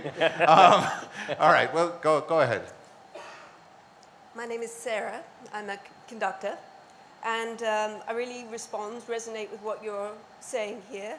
The question I have is exactly on this topic. How do we persuade the politicians, the policymakers, the leaders to create a space at the table for us and engage in that dialogue so that we do have gender equality, so that we do have education, arts, creativity, and preservation? Who are the people who makes that possible? Are they here? How do we go back to them and bring our case? Thank you, Sarah. Penmela, how was your work responded to? I mean, your work was literally going up on the walls of a favela. How was it responded to by, the authorities? How did you create a space? How do you work with them now? Because you have a foundation that does it. How do you work with them to ensure you've got a space at the table? You know that in Brazil we have a problem that sometimes the law just don't work, and we have to make the laws work. And this is why the law on a paper sometimes is not so important. I believe that the important thing is to change the culture, to change the way people see the other person. In my case, the woman. And what I do is this. I go to people by people, and we talk, and we reorganize this idea about women and how they see themselves in the society. Okay. Do we have other questions here? Do you want to say something while we're looking for them? I just was going to say that I think one of the things I find, having run the Asian Society, where we had both arts and culture on the one hand and policy on the other and education on the third, is that I think oftentimes we're too siloed in our professions. We also have to make a real effort to be where others are and learn the language of what they're talking about, so that it isn't just about how they can come to us, but we also have to do that work. And I think some of it has to do with the fact of this sort of logic versus creativity. And how does creative intelligence matter in this arena? And I found that doing it side by side and creating opportunities is really important. Okay, very quick question, quick answers, and then we're going to have to wrap this up, I regret. Go on. My name is Reem. I come from Egypt. And I have a comment, not a question. Yeah, a brief comment. Very brief, yes. Now I'm working here in Abu Dhabi, but when I was in Egypt, I used to organize a public space festival in the streets during the uprising, during the revolution. That now this festival is taken to Tunisia. And there was no system in place where I could go and say, please give me permission to do the festival here or on this beach or under this bridge. But what I had to do was enforcing this. I used to knock doors and lead by example. And now, after I left, there is a system in place where, not a very organized system, but there are other people who could follow the example, and now they are doing some activities in public spaces. So what I wanted to say is that we don't have to convince the politicians, but we can be the example and encourage other people to follow us. Okay, thank you. I don't want to drop this on you. Sorry. All right. But look, this has been a great discussion. It is a discussion that all of us know that will never stop. This is something that goes on and on and on. And we have great people here who you should interact with during the break. But you also have some other opportunities during this next 15-minute break. I don't know, Mohammed, if you know what SAFE did last night. I heard. You're right, yeah, right. So SAFE last night spontaneously said that he was going to bring tailors over here so that the men and women here could buy local costumes.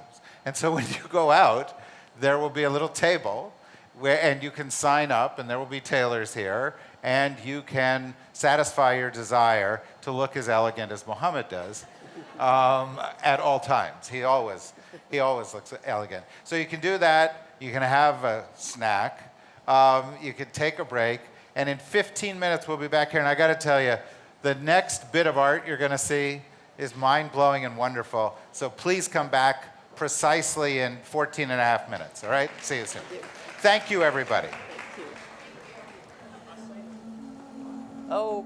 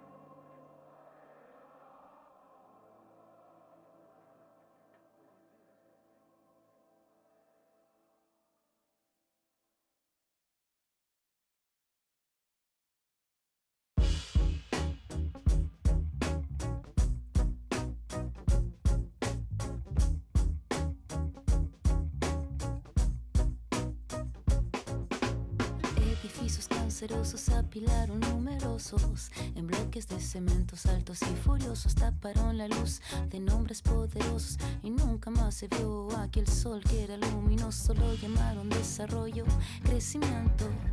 Del barrio solo quedaron los cimientos, dejaron desechos, dejaron gente sin techo. El único hecho es que no tenemos ningún derecho. No más, los monstruos en la ciudad. No más, el globo va a reventar. No más, los monstruos en la ciudad. No más, el globo va a reventar.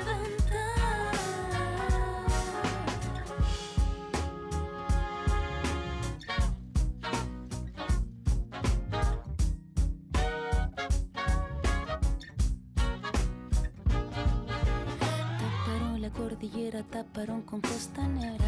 La urbe hierve como una caldera. Quema la ciudad de locura en histeria. Y en nuestros autos grandes olvidamos nuestras piernas. Olvidamos saludarnos y sentarnos. Mientras la grúa con rabia iba podando el último árbol que miraba sollozando. ¿En qué nos convertimos y hacia dónde caminamos? No más, los monstruos en la ciudad. No más, el globo va a reventar. No más, los monstruos en la ciudad. No más, el globo va a reventar. Puentes, pisos, tendrás que hacer para cubrir todo el cielo y el sol esconder.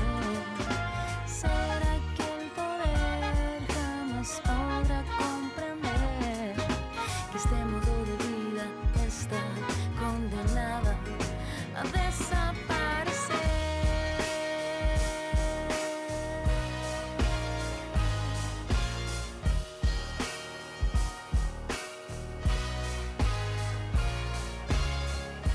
Nadie se mira, nadie se pesca, qué triste todo.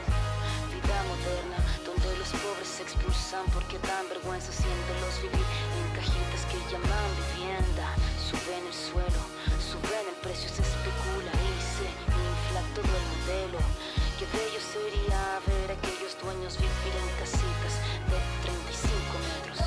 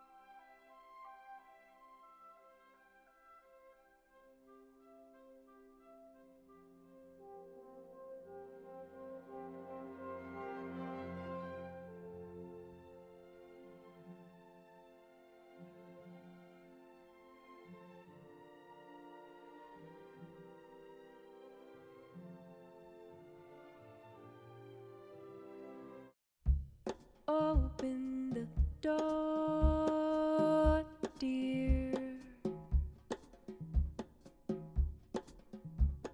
I must get in your heart. You're making it hard to be true. So please come open the door, dear.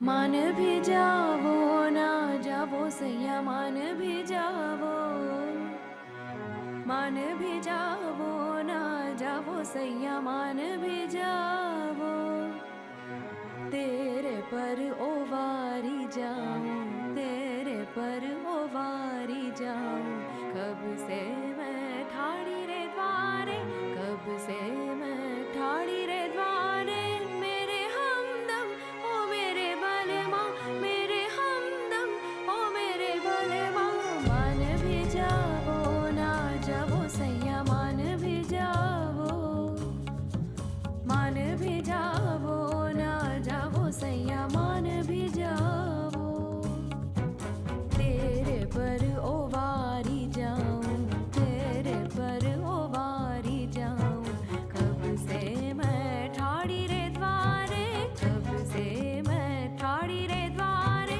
मेरे हमदम ओ मेरे बलमा मेरे हमदम ओ मेरे बलमा मान भी जावो ना जावो सैया मान भी जावो ना जावो सैया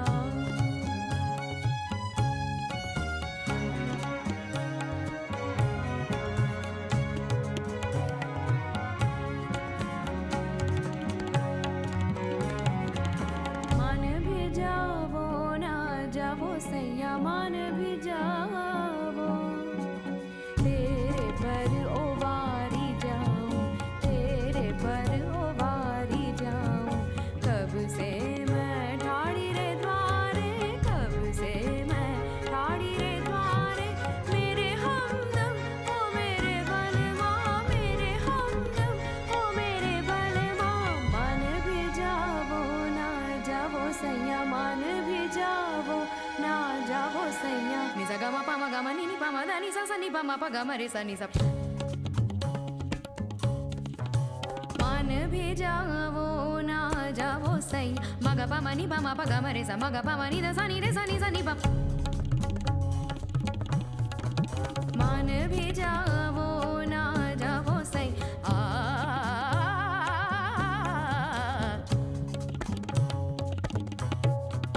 मान भी जावो ना जावो सैया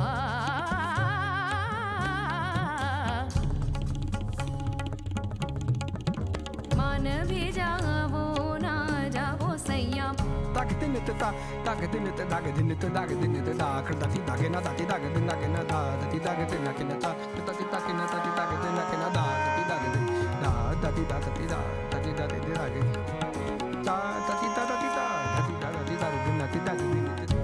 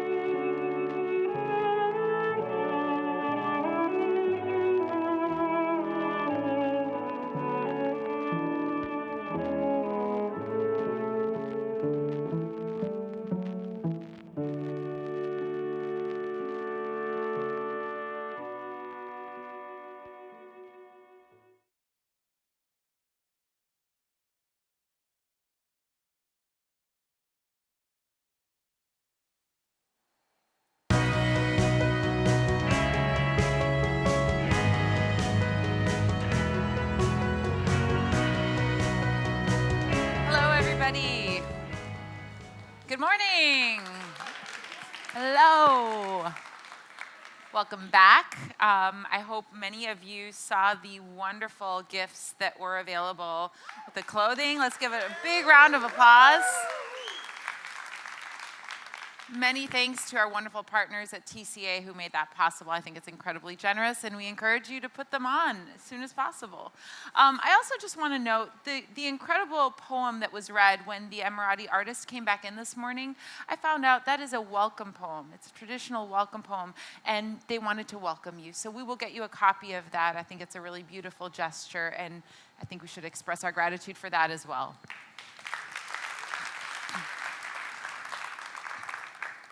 So I'm really excited about this performance. I have the honor now of presenting you with Bird Heart. This has been put together by two innovative artists, Julian Crouch and Saskia Lane. These imaginative artists have crafted a beautifully eloquent theatrical piece. There's really no way to describe this. And they've done this with one sheet of brown paper and a box of sand. Julian Crouch and Saskia Lane's Bird Heart has been performed all over the world. It's a beautiful piece about transformation, loneliness, and the urge to fly. Join me in welcoming Bird Heart.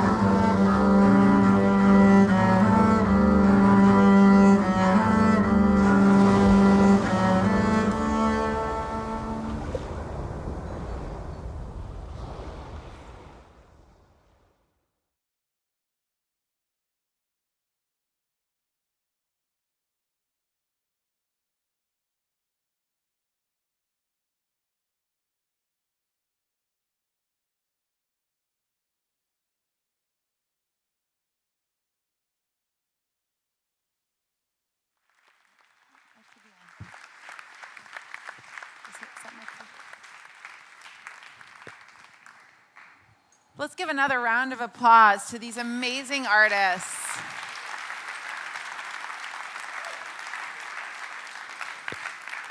I know they've got their hands full for a moment, but we'd love to get you up here for just a question or two. And meanwhile, I want to tell you a little bit more about them. Julian is a Brooklyn-based independent director, designer, writer, teacher, illustrator, and musician whose career has spanned theater, opera, ballet, film, and television. And Saskia is dedicated to outreach and education. She works as a teaching artist through the Weill Music Institute at Carnegie Hall's Music Connections program. And I know we have Sarah Johnson here with us today, who's the director of the Weill Music Institute. You should stand up.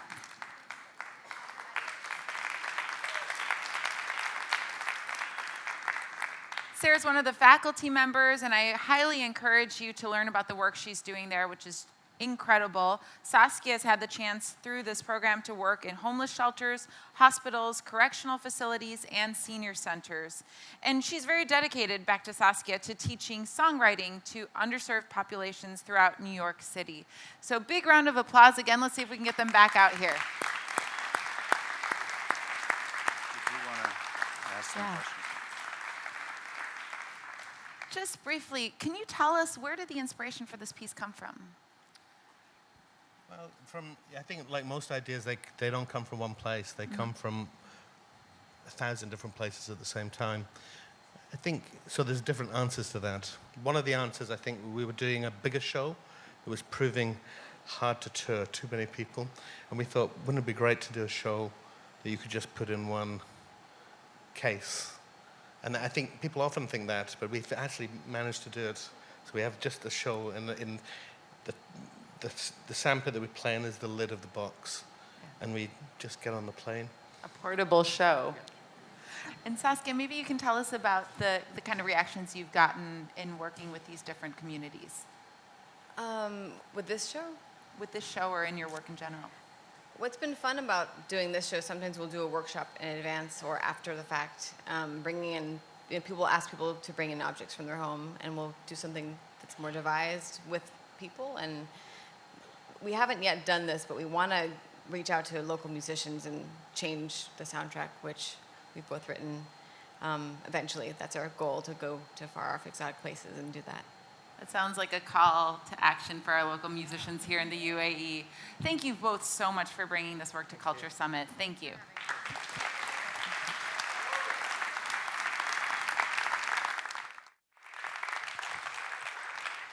So wasn't that, I mean, you know, a piece of paper, a couple of sticks, a little bit of sand, and all of a sudden there's a story, you know, a whole amazing narrative. By the way, it's a true story. Really? Nothing? Okay.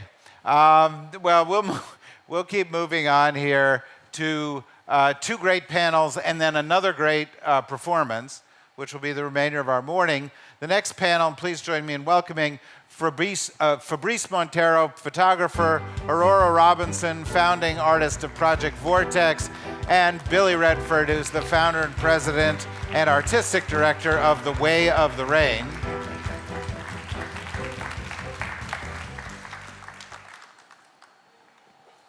Comfortable? These chairs have nearly killed several people, so I just want to make sure you're... They have their own mind. They did. Are you all right? I'm fine. Okay. So, you know, you've seen some of Fabrice's work out in the gallery. You're going to see Billy's work on Thursday during the day. And let's start a little bit with that. Let's start a little bit about the issue of the arts and climate change. The story is so important. It's literally the biggest story on the planet. That's why we're starting here. And clearly there's an issue of raising awareness, motivating action from people. And of course, when you want to motivate action, you want to reach people inside, and that's where the arts come in. What got you on this track? Well, I grew up in Africa and lived in between Europe and the States for 20 years. And when I got back to the continent 6 years ago, I realized how much trash there were around. And also that the new generation, they didn't know how it was before. So I tried to think like, I know that the power of art is that it speaks directly to the heart and the soul. And that's really something that we should use. So I was thinking like, how could I reach these kids and create some awareness, some environmental awareness? So I came up with the idea of putting together tradition, culture, and beliefs. So in West Africa, even so, Africans would be Christians or Muslims, they're all animists. They believe in spirits. So what I did is that I created a tale. I invented a tale, which is like Mother Earth is waking up one morning sick because it took her millions of years to create an environment where humans, her children, could live, breathe, love, admire what is surrounding them. And suddenly, in the space-time of 100 to 150 years, we're destroying what took millions of years to be created. So what Mother Earth decided is to send her genes, her spirits, down to Earth, to have them appear to the humans and deliver a message of awareness and empowerment.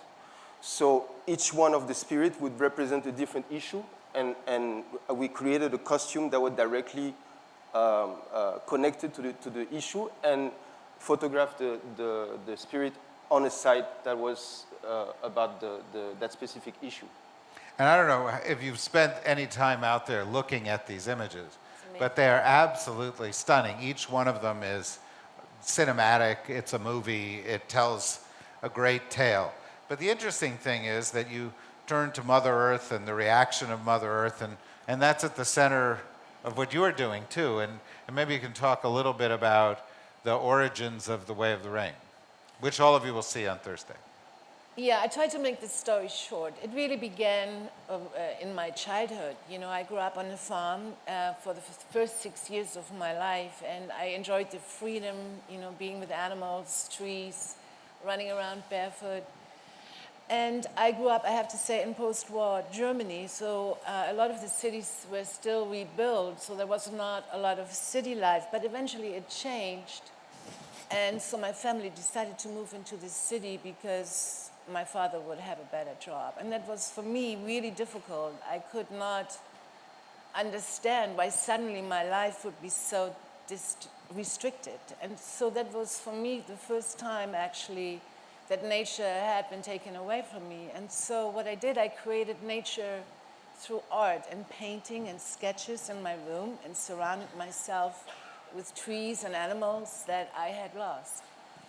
So later on, I became, so the environment, nature always has been a really, really important force to guide me as an artist. And so I became sort of an environmental, nature-oriented artist and created a lot of single exhibitions, installations, just to point out how endangered our Earth is and tried to open discussion.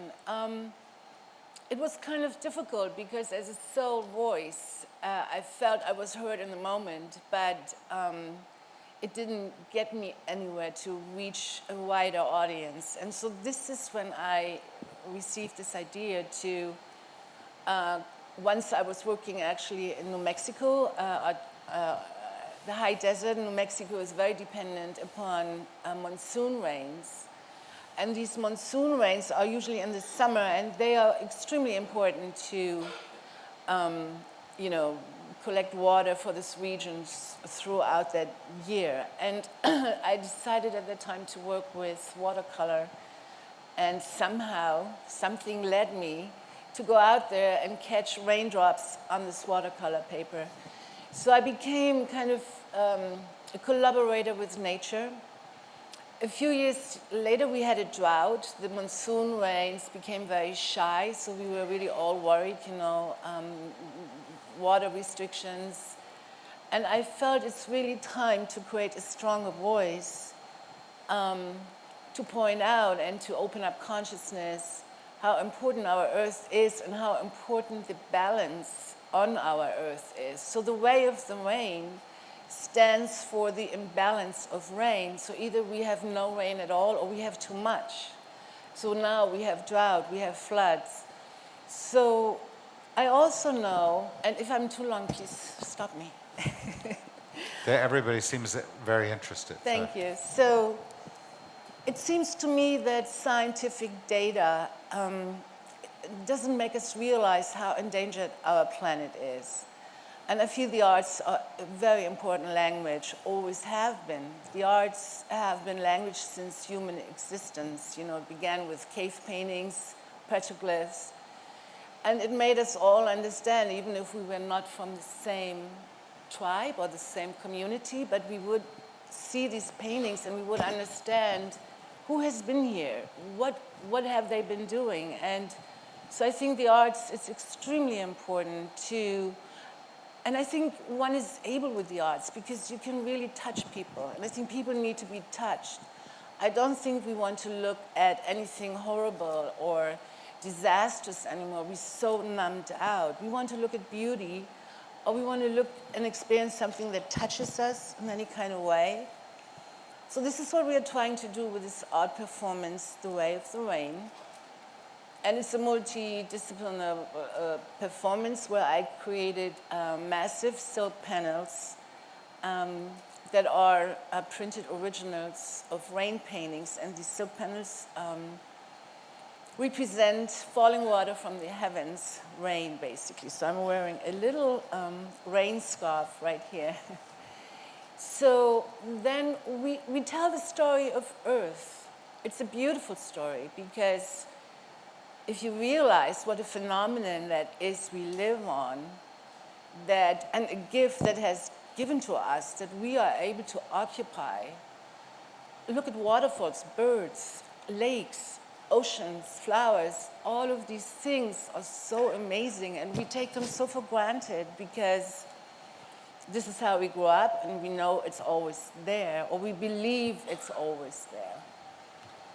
So within this piece, we celebrate Mother Earth and its 4 universal elements. So The Way of the Rain begins with the Big Bang Theory, where... Well, don't give away too much.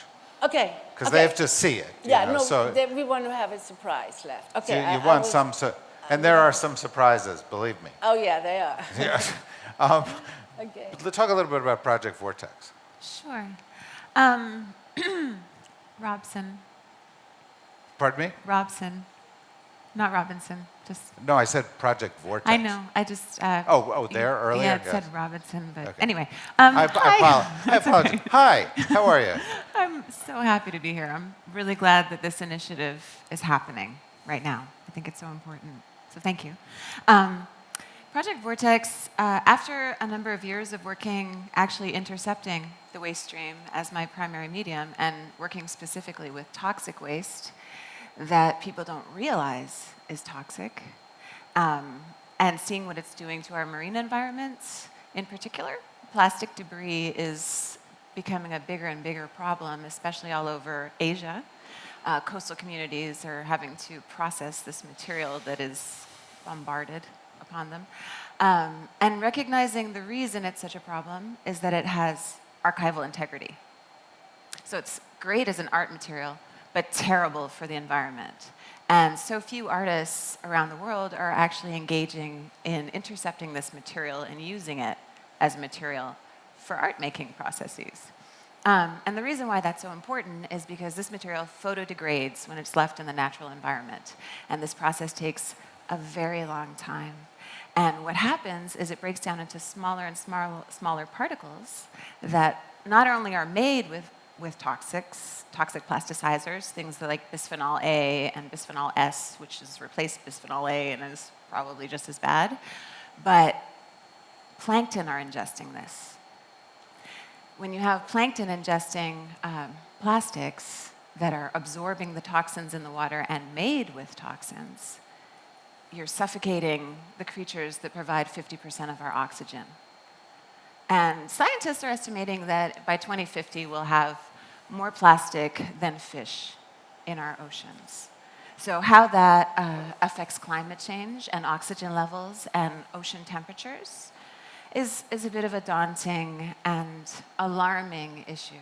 So through my work, I've been trying to do similar to what you've been doing, Sybil, which is create awareness around it, create a global network of other artists and designers and architects who are working with plastic debris to help support each other, because it becomes horribly depressing very easily the more you learn about this insidious material and how much we trust it and how little FDA is testing it and making sure it's safe for consumption. So Project Vortex is an international sort of network that I've been slowly forming in addition to my own practice. And it's designed to help use these art-making practices to support conservation efforts and create a bigger culture of creative stewardship around plastic pollution in particular because of its toxicity and all the misconceptions around it. Okay, so, there seems to be a horrific paradox. The things that we've created to be ephemeral are permanent, and they in turn help take the things that we would hope would be permanent and make them ephemeral, and put the world at risk. As artists, you identify this problem and you hold it up, and you do so with great power. But what's the impact? Is there an impact? What's been the reaction to your work that leads you to believe that the work is of value? Like I was saying before, I think we really have to use this weapon of art as a thing that talks to the heart. So whenever I create something, it's like a big question mark, and I'm inviting everyone to the conversation. The thing that we have, we live in a real paradox here, because we want unlimited growth in a limited planet. And until we realize that this system cannot work anymore, we have to change it. And we're getting here a unique chance, which is that we need to change for our survival. The planet doesn't care. I mean, the Earth will still be there after humans if we keep on destroying it because we believe that everything is money. Everything can be changed into money. Then one day we won't be able to breathe anymore. What are we going to do with that money? So with the system that we're creating, we're not going to go anywhere. But if we really get the masses' interest for the planet, the real issues that we have in now, we can change things. And are you getting the interest? I mean, literally, what is the reaction to your work? Are you showing it in West Africa? Are you showing it? Is it generating publicity and giving you a sense that there is positive movement resulting from it? It is generated a lot of conversation, and I think that's where it starts. And that's why I believe the thing that we also forget is that the whole planet is looking toward the Western world because we live in a civilization of the Western world right now. But there's so much we can learn from our history. There's so much we can learn from our tradition. If you look at the Native Americans in America, they are the ones who are protecting the water for the whole Americans. The Aborigines, they're protecting the Australia for the whole Australian. So there's something like we forgot about what we've learned, and we got into a circle like we always reproducing the same mistakes. Like we have a problem, okay, we're building walls, all kind of walls. Walls between people, physical walls. When there's, here we have an issue that we really need to come together to get over it. So I think we have a chance. We have a big chance here.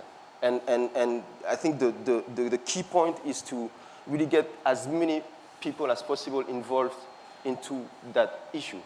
There's something that resonates from what you said with what the story that Mohammed told earlier about climbing up the palm tree and saying that's bad for the tree.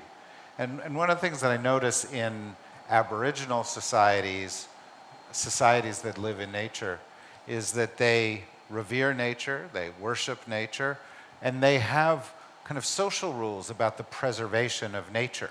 So if you're in the South Pacific, there are very clear rules about forestry, cutting down a tree, how you manage it, because on your island there's a very limited amount of resources. In Aboriginal Australia, it's a central issue when there's very limited resources. In the Southwest, American indigenous people have similarly done that. Has that informed your work? Absolutely. I think it began also in my childhood because my parents loved to travel, and so we traveled all, I was born in Europe and in Germany, but I think mainly in Morocco. Morocco was a big influence to me because it's such an interesting country of all these different religions and cultures, and they live very peaceful together. But that introduced me to ceremonies, rituals, and I learned, these older cultures, they give back, through their rituals and their traditions, ceremonies. And our Western society has totally lost that. We don't do that, we just take. And so I learned somehow you have to always give back. Whatever you grab from the earth, you have to give something back. And sadly, we lost that connection. And so yes, so I was able to learn about the oldest culture in the United States, which is the Hopi Indian culture, and they have been living on that land in the United States in the south, I think it's the eastern part and the southwest, for over thousands of years, 2,000 of years. And so they have been, and they still do, celebrate these old traditions, and they are farmers in a very arid land. And because of these ceremonies, they create a certain power, and we think in our minds, this is all woo-woo, this is crazy. But there is a connection that we have, to the bigger picture, which is universal, it's the universe, actually. And so because we have lost that,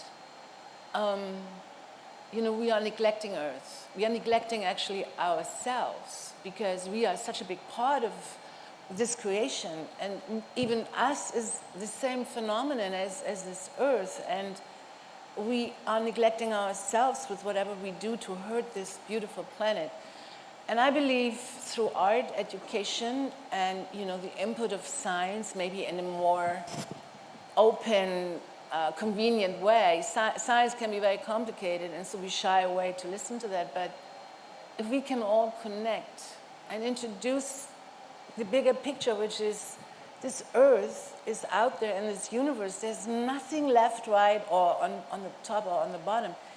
This is the only home we have. There's nothing else there. There's no way or where for us to escape.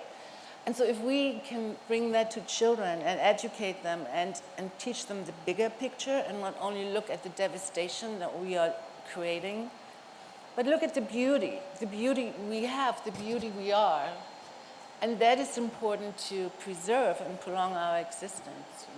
Okay, so yes, I think that's let's hear it for the planet Earth, folks. Hey, Stephanie, could you bring one of those catch boxes over here? So I want to go to questions from each of you. We've got about 10 minutes left. But let me ask a question you're not supposed to ask an artist, Artists, you talk about inspiration, you talk about technique sometimes, but we don't talk about metrics. When we talk about art for social change or art to improve the planet, metrics matter, right? It matters not, it's one thing to do something beautiful, but you're trying to produce an outcome. Do you have metrics? I do. I think about that all the time. I've been working a lot with, just thinking about what Mariette Westerman said earlier in terms of art and trash being the two types of residue that we're leaving behind, and how, if we could create adequate infrastructure and a model for global cultural communication that integrates issues of waste management and environmental creative stewardship, and thinking about it in non-hierarchical terms. I was really moved by what Liz Lerman said last night when she was, doing this physical gesture. No one was ever going to forget this. So it was so perfect Right. because we all, have to think about ourselves and our personal and our specific initiatives. And then we should really also be factoring in the platform that provides us the opportunity to even engage in these cultural dialogues, which is the planet. So I've been working a lot with conservation groups who are doing river and shore cleanups, and schools, academic institutions to try to implement creative stewardship programming to help expand that network. And I hope that maybe this global cultural dialogue can integrate more sustainability moving forward. Well, you know, I think one of the things to talk about in the workshops is ways to help artists understand metrics, ways to help artists work with NGOs, ways to find ways to translate art into action, if that's one of the objectives. I wonder if potentially bringing the sciences to the next summit might be something to consider in order to encourage that type of intersection between the arts and sciences, which are both under attack in the Western world with our current administration. I think that's a really, really interesting and powerful idea. Now, none of you are shy, so surely there are some. All of a sudden, everybody is shy. No. All right. Let me go back here. I'm not going to throw this at you, but go ahead. Hi, my name is Ravinder Kaul. I'm from India, Kashmir, the Indian part of Kashmir. And I want to make, this is a very important discussion, and thank you so much for bringing this discussion to the Culture Summit and what we can do as artists. You see, we have some wonderful traditions. I want to just inform you, three short points. One is that when there was an infant and you, for the first time, remove the hair of that infant, there was a ritual ceremony, and they would take those locks, the hair, and then put a walnut in it and then bury it in the earth. And after some time, there would be a walnut tree there. Second, during winters, when there was snow all around, there were so many days when you were supposed to make rice and put it on your rooftop so that the birds could feed from that, because there was snow everywhere and not much to eat. Third, every time that you would take rice, you take rice with your hands, and before taking it yourself, you pick up a handful of rice and make it a ball of it and keep it on the side for the dogs. Not your own dog, but the stray dogs. So every time, if there are 5 people in the family, five those balls of rice would go to the. While we have forgotten all those traditions, which were good for our environment, because our ancestors probably learned to live with their environment in peace, at peace with their environment and the animals and the birds.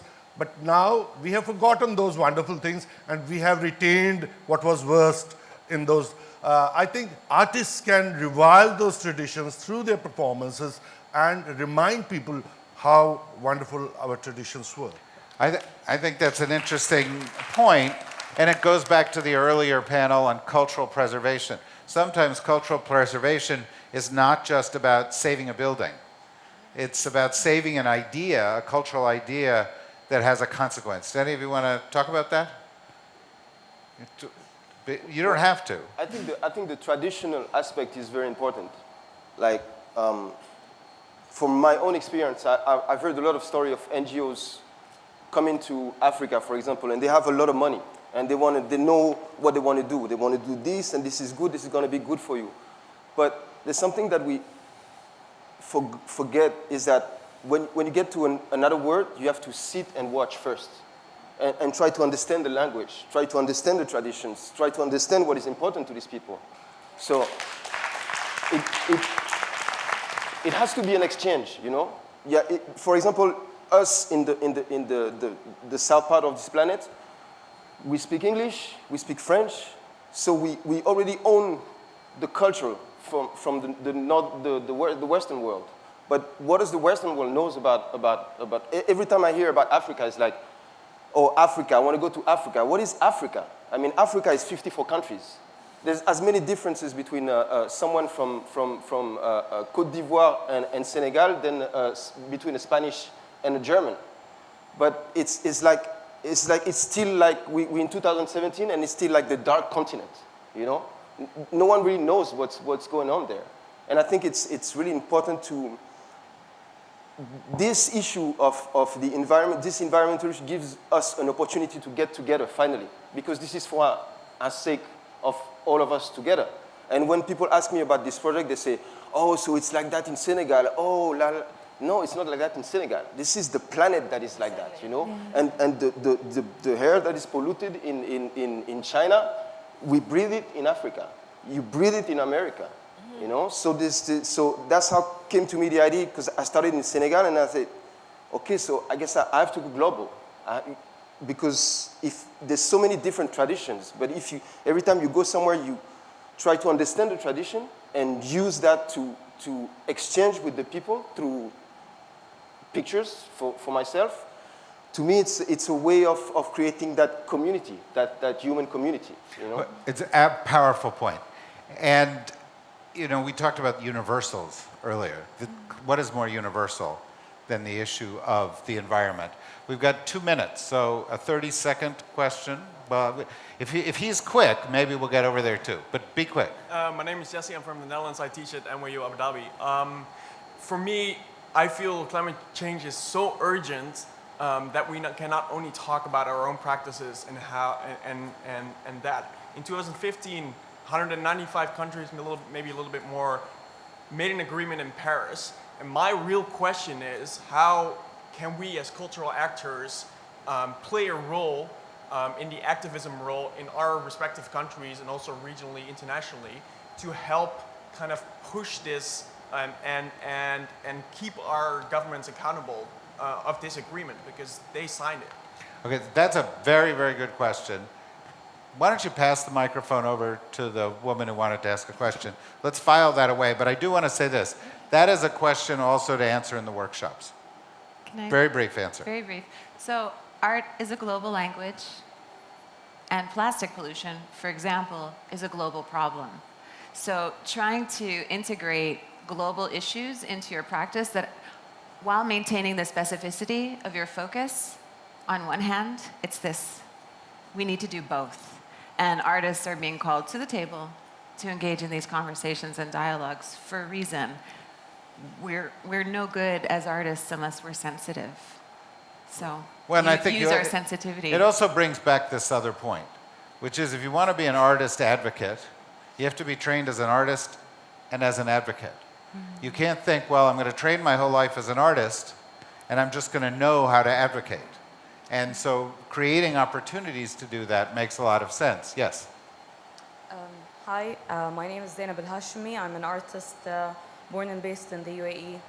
And I just want to thank all the fantastic examples of how we can show universality through art, because each one of the examples and fellow artists that are showing their artwork through symbols of life, symbols of history and the past is very important, because as they said, we are always forgetting what we have learned from the past, and we are doing the same mistakes again.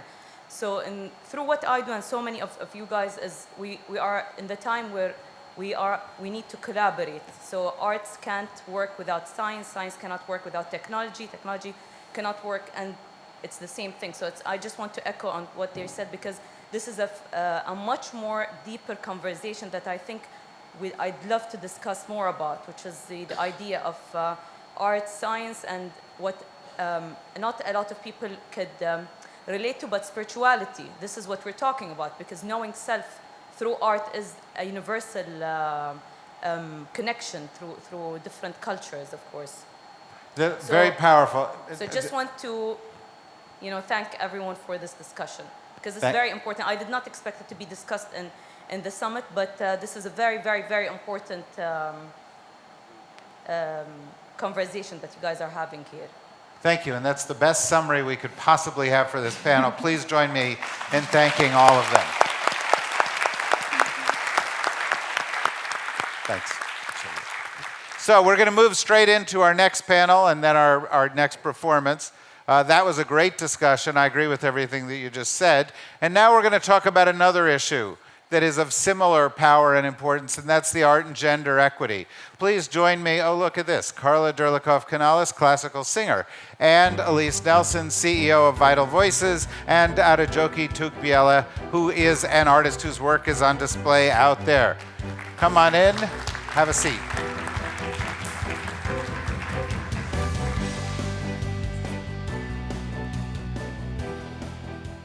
Hi.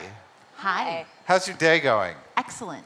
Excellent. So far, so good? Perfect. Excellent. So, you just heard this last discussion. Are we going to lose you there, Elise? You okay? I am. Okay, I'm going to spot for you over here, just in case you fall out of the chair. Just trying to figure out how to turn it. So, the last discussion was about a universal issue. But, clearly the issue of gender is also a universal issue. We are going through massive changes on the planet. Vital Voices has used the arts to address those changes. You've embraced people like I'm also Carla, but Mella, she was sitting there once before, in doing this. Talk a little bit about how important the women leaders you work with feel the arts are to advancing the message. Well, let me just kind of give a little bit of framing context before I get to that, if I can. So I've been in this work of advancing women and girls for the last 20 years.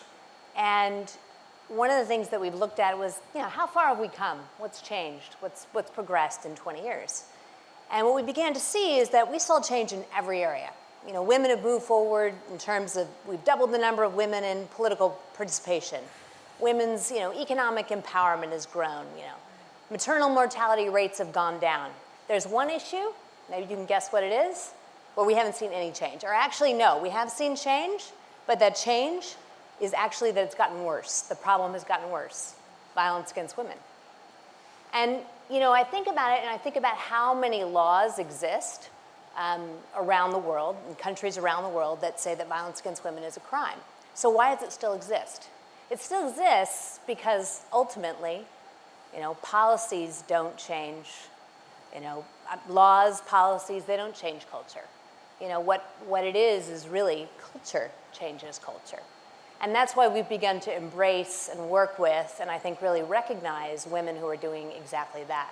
There was an interesting study that I think bears this out as well. A couple of years ago, the study came out that looked at our biggest export in the United States. The media, movies, TV.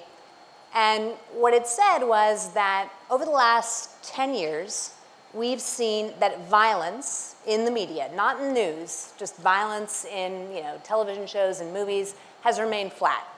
The number of murders and terrible violence, but it's remained flat. However, violence against women in movies, TV shows, has gone up by 60%. And violence against girls has gone up by 200%, over 200%. So, you think about that and you think, okay, wait a minute. So if there's one side that's driving violence, can't there be another side that's addressing it?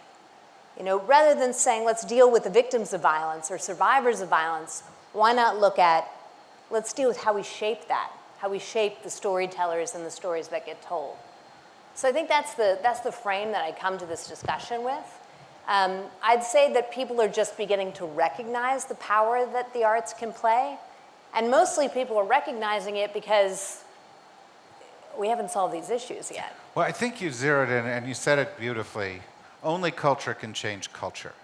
And that if the issues in question are issues of, ingrained behavior, social structure, cultural issues, then you have to go in. And you can't change that by an edict or a law. You have to change it by reaching inside of people. Now, I know that the Canales Project, your not-for-profit, has been working with Vital Voices on just such a project, just as kind of some pioneering work on how to use culture. Maybe you could talk a little bit about that. Well, certainly. There are two reactions. For me, I share Elise's belief in culture having the power potentially to change culture.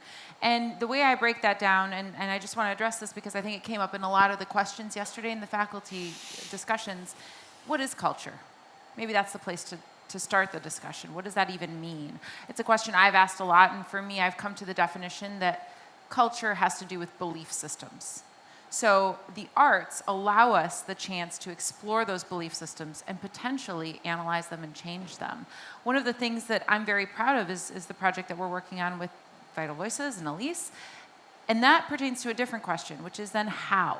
How do we use the arts to analyze, explore, and potentially change culture and belief systems? And in this case, I'll just talk briefly about it. Elise and the organization this year are celebrating their 20th anniversary, which is really spectacular. And we thought, what can we do? How can we highlight 20 women and their stories? Well, for me as a singer, this offered me a unique opportunity because my craft is not only music, it's lyrics and it's words. So as I thought about the how can we do this, I was influenced by a book called This I Believe, which sort of states short mantras from different leaders around the world on what they believed.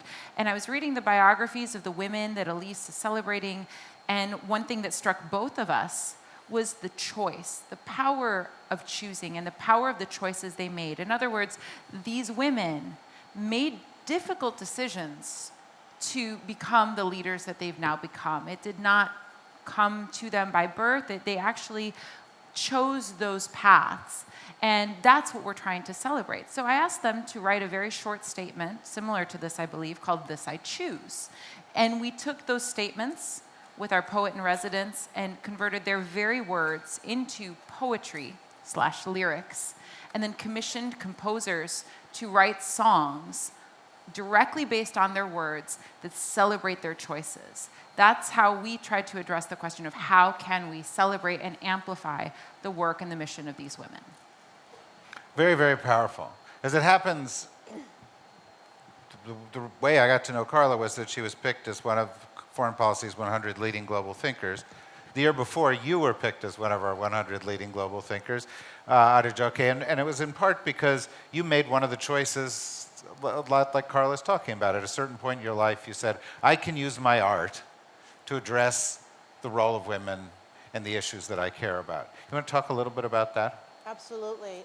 Thank you for having me. The first segue into art making really stemmed from my work with female genital circumcision, FGM mutilation, which is something that happened to a lot of women in my family, but not something I realized until much older in life. And having embodied the body memory for so long, looking for a way to really channel it outward. And artwork was a tool and a medium for me to really transform myself. I always start with self-transformation and see how my materials can speak to or can be an extension of my body, and therefore, and then find a language to communicate that transformation so that others can experience the same, hopefully.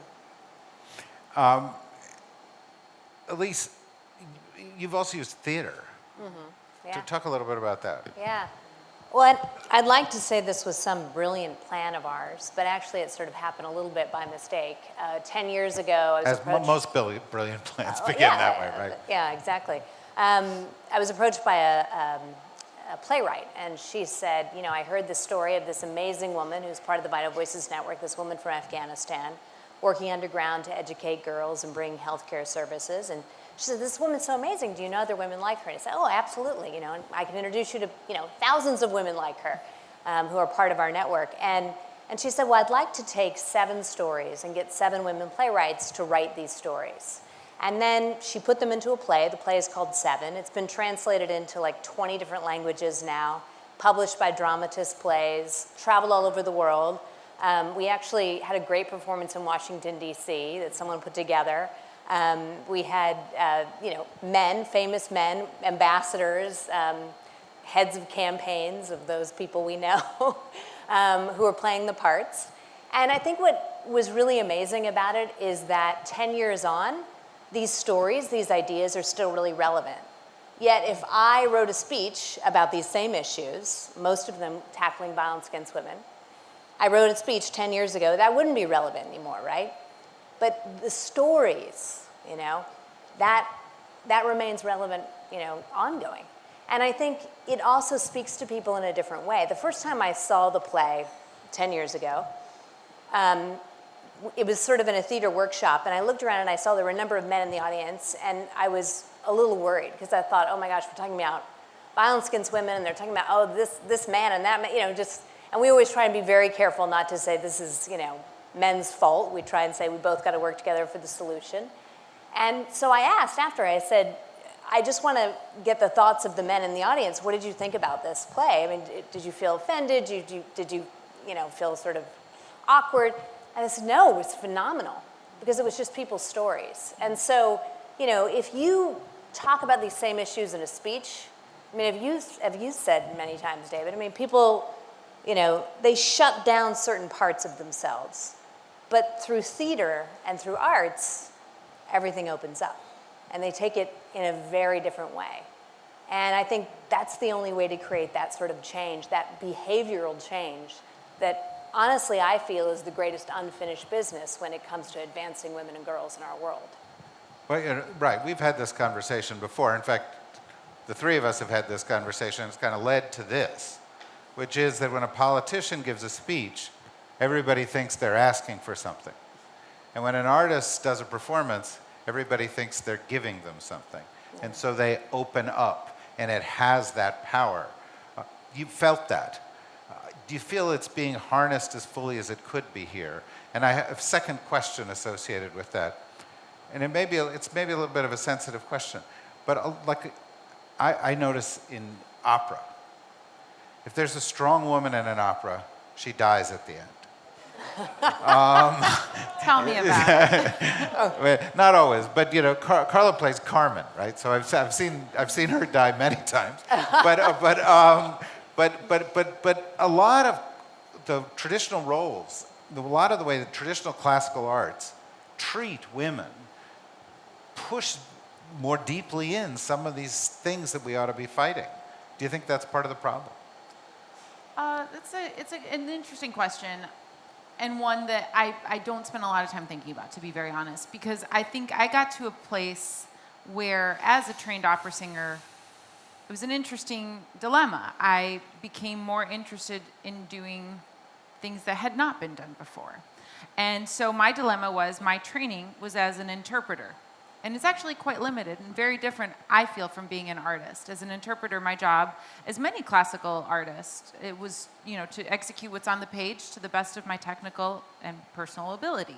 I have a conductor, I have obviously a composer, stage director, etc. To me, the work of an artist is different. The work of an artist is to ask the big questions. It's to address the mysterious. And so this question of how could I use my voice literally and figuratively to help address social problems and things that I'm passionate about became the artistic journey, and one that I feel I'm only beginning to go on and frankly I love and am very passionate about. And through that, perhaps I feel like I'm able to channel my frustration with some of the dilemmas tied in classical music and certainly in opera and certainly in characters that have been written before. But those characters are a reflection of those times. And Carmen, to speak of that role, was completely bold at that time. It was the first time we saw a gitana, a woman of the streets, in a principal character. It was the first time we saw a woman killed on stage. And for that reason, the opera, when it was premiered, was a fiasco for a long time. So in some ways, maybe that was controversial at that time. And I'm interested in stirring up the same kind of thought-provoking work now that can maybe lead to some social Well, and of course, the change. example of our Pulitzer Prize winner this morning shows that new art can actually do that. Absolutely. Right. So, but another thing that art has a little bit is license. The license to talk about things that are hard to talk about in society. Genital mutilation is something perhaps that's hard to talk about in society, but art enables one to raise that conversation. Even in places, Africa and so forth, that have resisted and been sensitive to some of those issues. What's been your experience with that dimension of art? Well, like I said, something that I embodied as sort of a body memory that I did not realize until my late 30s. And I became more aware of my femininity later in life as a result of basically coming out of the closet after having been with a partnership and with a man for about 13 years, a failed miscarriage, religious conservative family that doesn't really support the queer narrative or my identity as an openly gay black woman. And also having tied in that, my parents being from Nigeria, they're coming in with their own cultures. I mean, this is something that I feel there's culture and there's custom. Cultures are supposed to change. Cultures are supposed to be hybrid. Customs are fixed. And customs are rituals that I believe that we can change individually with our own individual rituals that we set up. And my art practice is a way of navigating that for myself, but it's also a way of centering myself despite sort of the layered systems working around me, whether they be family, community, or nation. And also to really talk about, again, material transformation as a metaphor for how we can transform ourselves. And also it's an economic statement. You know, I work with a lot of materials that are not very expensive. You know, they're a mix of industrial and natural materials, but you look at them and you think, it's just a broom, it's just a sink drain protector. But once it's woven and once it's bound, it's transformed into something a little bit more, more worthy of your attention. No, it's And almost so, heroic. The things that you yeah. have hung out there, which are pieces of metal and they're pieces of fiber and other kinds of things, Sure. Sort of sewn into it, they almost look heroic. But it's exactly, I mean, we talk about violence against women, and we also tend to focus so much on the, the marginalization and the dark stories. But within every dark story, there's always a hero. You know, within every situation, there's a lesson to be learned. With women in Nigeria who have been kidnapped by Boko Haram, the Chibok girls and women, there's one girl, Lydia Pogu, who had the audacity and the courage to jump out of the military truck and run to freedom. We don't hear about Lydia in the media, but she's inspired my work, and she has also encouraged me to work with young girls at the Lower East Side Girls Club, teaching them how they can use her story to tell their own personal stories through art and through medium. So, yeah. It's very, I think we have to be really, one second. Did you steal the catch box up there? Can we have it back? Why did, in just one moment. All right, have a comment. Yeah, well, it's inspiring listening to your stories. And I'd like just to echo, from my perspective, growing up both in Pakistan and America, 3 projects which illustrate what you just said. One, being a polio goodwill ambassador in Pakistan, I arrived in 2014, where 182 frontline workers, mostly hold the women. microphone a little close to your faces. Thanks. Can you hear me now? Yes, yeah. So 182 frontline polio health workers, mostly women, have been shot down by the Taliban. And so there was, in 2014, great panic, fear of how to, rid Pakistan of polio and confront this violence. So what I did was that I'm a singer-songwriter, actor. I took acoustic guitar with the women, and we went into the communities giving polio drops to the kids. I'd play acoustic guitar, and it would create an atmosphere of calm, friendliness. And from 306 cases in 2014, we're down to 2, and this year we're going to stop transmission of polio. And I'm not saying it's just because of playing guitar, but it is communities working together, using culture, women, to affect change. The other... very briefly, we just have a couple minutes left here. So. The other is women's empowerment in Pakistan. Through TV and film, there's a great change which is coming. You said customs are immovable, but people look at their customs in a fresh way when you tell it through storytelling and through music. So.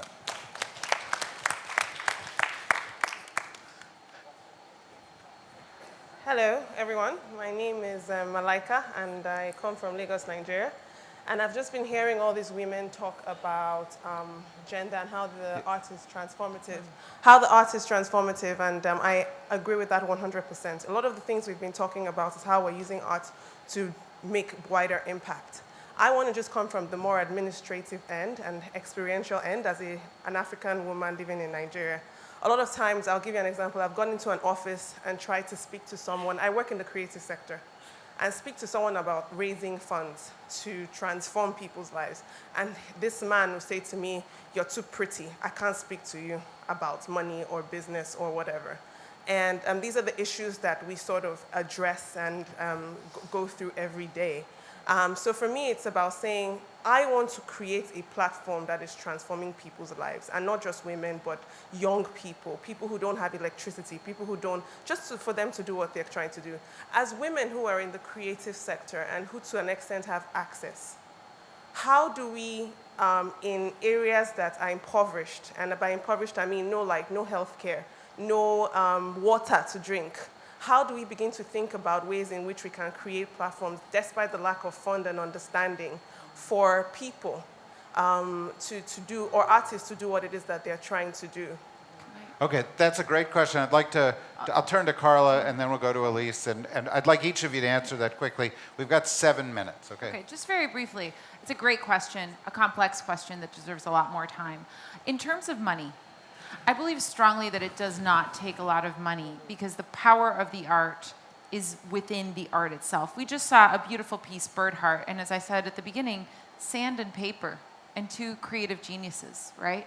And they explain, they bring it in the piece that is their stage. So what it does take is an immense amount of creativity and a lot of willingness to go forward. And I think that therein lies the challenge. And the other thing I'll just sort of mention here is partnership. Partnership can be a great model.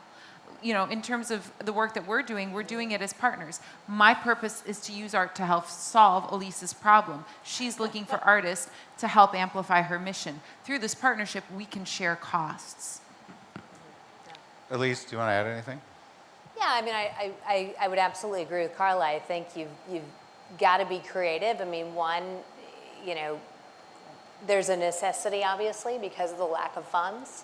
But I actually think that pushes you to probably, you know, take a different path and maybe get to a better solution in the end. So, you know, I also think technology can play a huge role. Yeah. You know, there are women that we're working with who are raising awareness about these issues like we would have never thought possible just because they have access to a phone. So, you know, I think it's just really about thinking outside the box, and you'll probably come up with solutions that don't even exist currently. Do you want to add anything to that? Yes, I Sure. do. I thank you for speaking up. I also think you can be selective about the types of works that you choose to show. Speaking from an artist perspective, within Nigeria, you can maybe work with video artists, you know, the works that can disseminate, you know, globally with the least amount of cost. You know, be economic in your choice, but also still keep the integrity of the work and the talent intact and the authenticity intact, but you want to pick a medium that can travel the furthest with the least amount of money. By the way, I thought each of those were very helpful, useful, practical answers. Cecile, do you have a question? I don't have a question, I have a comment. Okay, very brief comment. We've got 5 minutes. I want to say one thing, because Elise, so I worked for 15 years. I had the privilege to bring the vagina monologues around the world to over 140 countries and see what the effect of theater can do in just saying the word vagina. What happened was women could then talk about the issue of violence against women because they could talk about what was happening to their body. And so I think it's really important that art is a vehicle to open the conversation around that, because women wouldn't, I don't think there'd be as much reporting of violence against women if we hadn't had that conversation and brought that to the fore 20 years ago when I started working.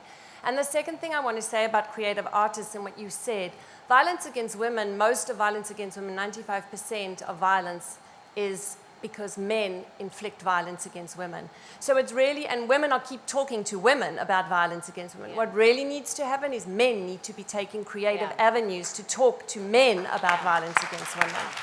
And so I think that's where creatively men could really put a piece into that. Wow. And also that's one of the reasons we actually had men in this play, read the parts of this play is to affect that.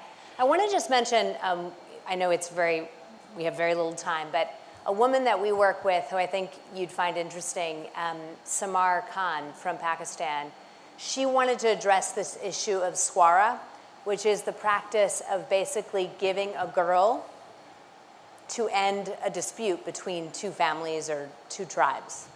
And she knew, obviously, that the practice was wrong, but she also knew that what was happening is all these sort of white women from developed countries were coming in and saying, you men are wrong, you're really bad, you need to stop doing this. And the men were like just shutting down, no, we don't want to talk to you. So she's an anthropologist, she started making these films, putting men in the films, men who were either judges in cases that had gone the way of protecting the girl, or fathers who stood up, risked everything, even their lives, to protect their daughters. And she started telling these positive stories. And to your point earlier, I think we have to be careful we're not always telling the stories of the victims.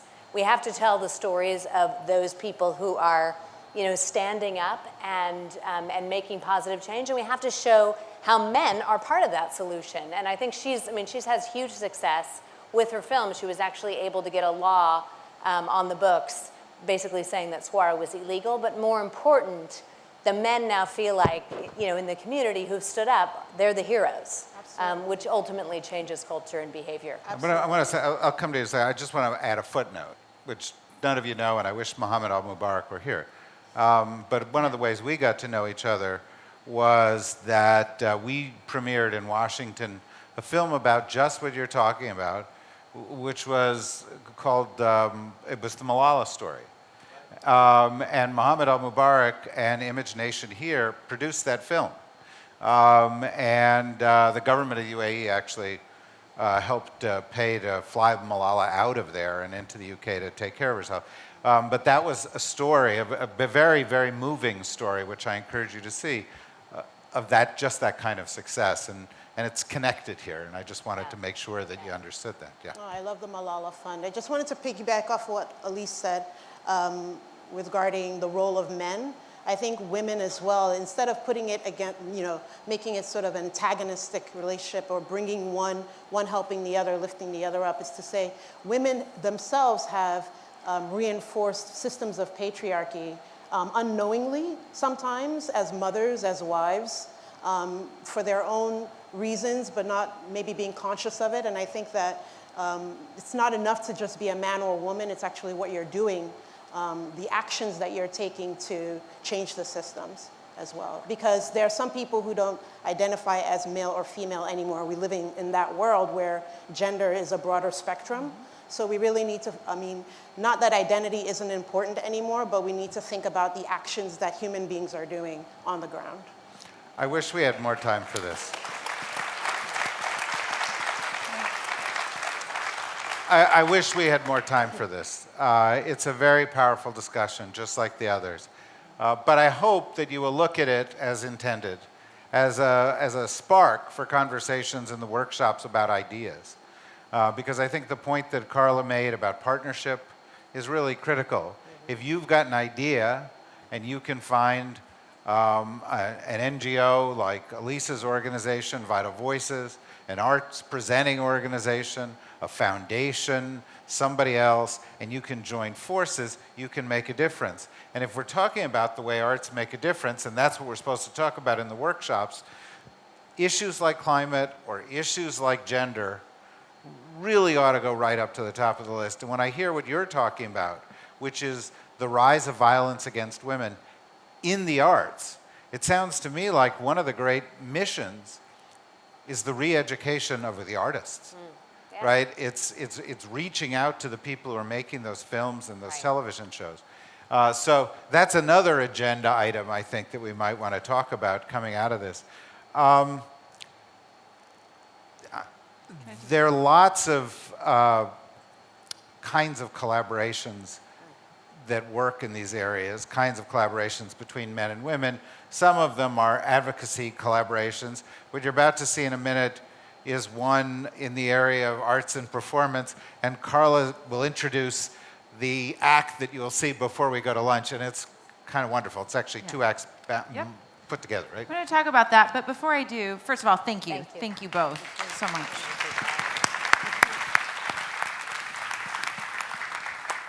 And I want to point out someone that we have among us who's done some really, really incredible work in this sector. I admire her work greatly because she uses dance to bring attention to this work. So Shahini, would you just stand up for a minute? Everybody, this is Shahini. She is an incredible dancer, choreographer, educator from India. I encourage you to find her and speak for a few minutes with her on her work. Thank you. I have the pleasure of introducing you to our next performance. And in the spirit of the Culture Summit, this is a collaborative performance which rather blurs the lines from one to the next. So these two artists who have met here have decided to sort of fuse together. The first one, Nastio Mosquito, is an internationally acclaimed, award-winning multimedia and performance artist from Angola. He is committed to work that has meaningful social impact, as so many of our artists are. He's quite charismatic, theatrical, and his performances have taken him all over, including places like the MoMA in New York City. What I really admire about him is his intense commitment to open-ended potential, the open-ended potential of language. We talked about language a little earlier, which he has arrived at through the deliberate strategies of reinvention. He thinks a lot about how we communicate, and that you will see in a moment. And he will be followed by Sarah Elizabeth Charles, who's a vocalist, composer, and teaching artist based in New York City. She's performed at venues such as the White House, the Kennedy Center, and Carnegie Hall. And she is the music director for Rise to Shine, a not-for-profit organization based in Haiti. So yet another example of how an artist can go beyond just being an entertainer, but actually do things for social impact and social good. She teaches youth and adult musicians at Carnegie Hall and Sing Sing Correctional Facility. Please join me in welcoming Nastio Mosquito and Sarah Elizabeth Charles.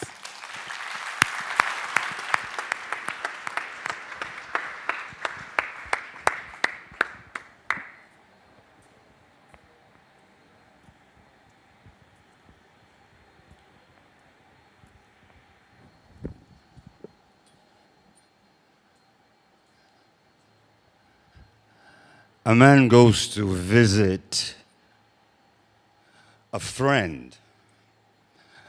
He goes to visit his friend, but when he gets there, the friend is not home yet.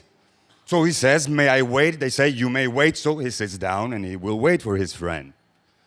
In the meantime, this kid, the child of the friend or of the maid, I don't know, but there's this kid that is there. And the kid stares at him, he stares at the kid decides to engage and asks, let's call him the friend. And he asks, "Do parrots fly?" Yes, parrots fly. "Do eagles fly?" He says, "Yes, eagles do fly."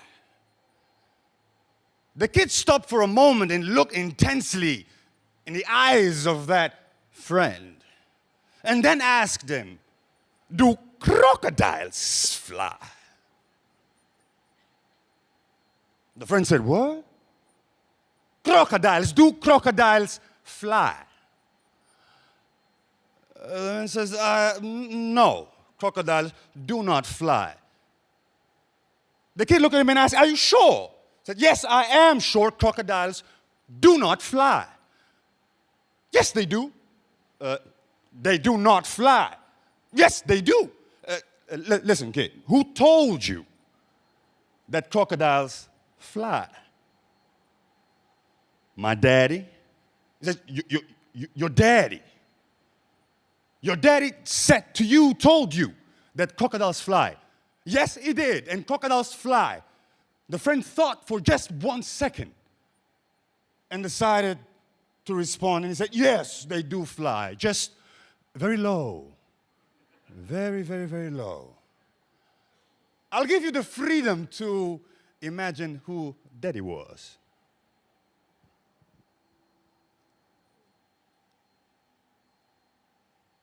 You speak of power like you know what it is. You speak to power like you know what it is. You speak about power like you've witnessed what it is. Brother, please. Master, please. Sister, don't freeze. When have you chosen self-lone fragility. Ask question, answer question is simple. Ability. Nothing like playing hard to catch. Who told you now to decide? And do you really have to decide who you are? Oh, there is a fight between faith and belief. Now, brother, dance. Master, dance. Sister, dance. Say, Mandela, love me. How's a rest-free lady? It's hard enough to be a husband without lust in me. Mandela, love me. How's a rest-free lady? Oh, it's hard enough to be a husband without lust in me.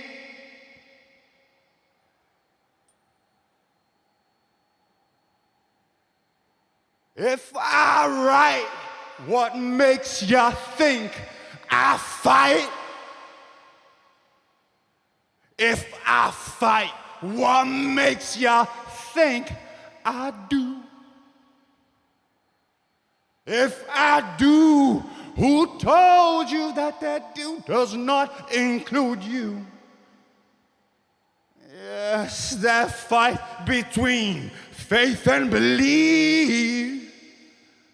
Now, nigga, dance. Master, dance. Sister, dance. Farmer want me. Constitution want me. Religious dysfunction want me. Who willing to die? Who willing to die? What you willing to die? Who willing to die? What you willing to die for? Who willing to die? What you willing to die for? Who willing to die? What you willing to die for? Mandela, not me.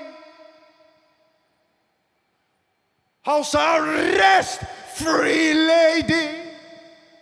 It's hard enough to be a without lust in me. Crocodiles don't fucking fly.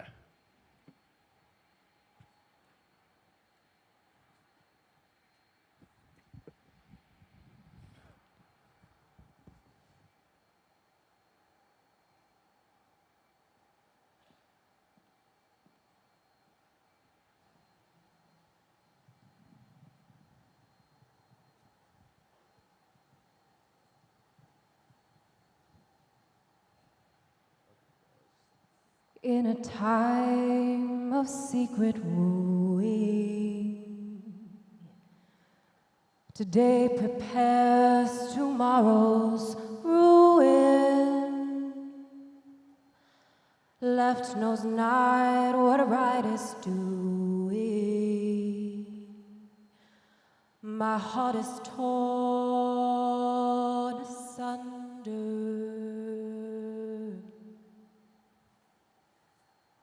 In a time of furtive sighs, sweet hellos and sad goodbyes, half-truths told entire lies, my conscience echoes thunder. When kingdoms come, joy is brief as summer's fun. Happiness its race has run. then pain stalks in to plunder.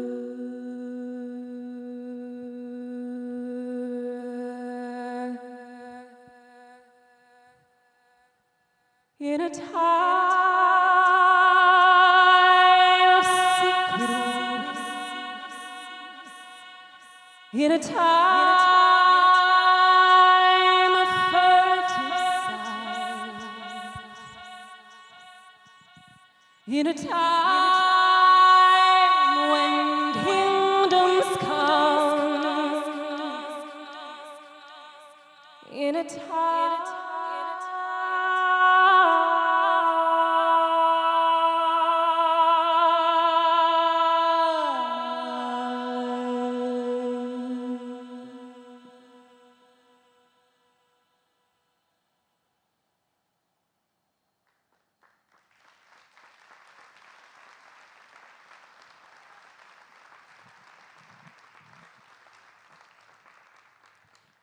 Thank you. Can we have another round of applause for Nastio Mosquito?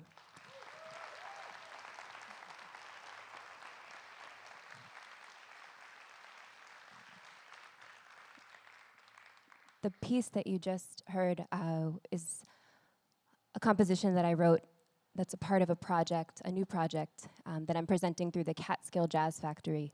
It's called Liberating the Bird, and I'm not sure if our poets or writers in the room recognized what poem that was, but the project is paying tribute to the great Maya Angelou, and I'm taking her poetry and writing compositions based on her poetry. Yes.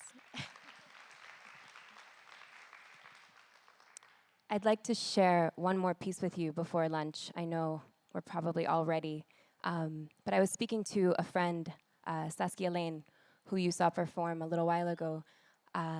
Yes, and I thought it might be fitting before lunch just for us to center ourselves before I perform this next composition. So I'll introduce it first. It's a Haitian folk song. My father is originally from Port-au-Prince, Haiti, and as a member of the Haitian diaspora growing up in the US, it's become an enormous part of my creative identity and my sound, and is still an enormous part of my journey as an artist. The song, essentially, I call it a Haitian work song. In the United States, in the time of slavery, there were a lot of work songs that were written, and this is one of the oldest Haitian folk songs. And the loose translation, the meaning behind the lyric that you're about to hear, is that these people who were taken from their countries in West Africa and into slavery in Haiti are asking the question as to why their lives are changing. They're asking the question as to whether they will ever see their homelands again, and whether their lives will ever be the same. And if you know anything about Haitian culture, you know a culture and a spirit that's strong. And through this vocal arrangement that I first improvised at Sing Sing Correctional Facility in November of last year, in collaboration with the men that we work with and the musicians that we work with there through Carnegie Hall, I tried to just take some of that power back. The Haitian people are resilient, and as a member of the diaspora with a stage, I'm trying to take some of that power back. So if you'd all indulge me, if we could all just close our eyes for a moment. And just take a deep breath in through your nose and out through your mouth. And again, in through your nose. And this time with a sigh, an audible sigh out through your mouth. And for the last time, in through your nose. Inhale, inhale, big, big, big, big. And out with as loud as you can, a sigh out through your mouth.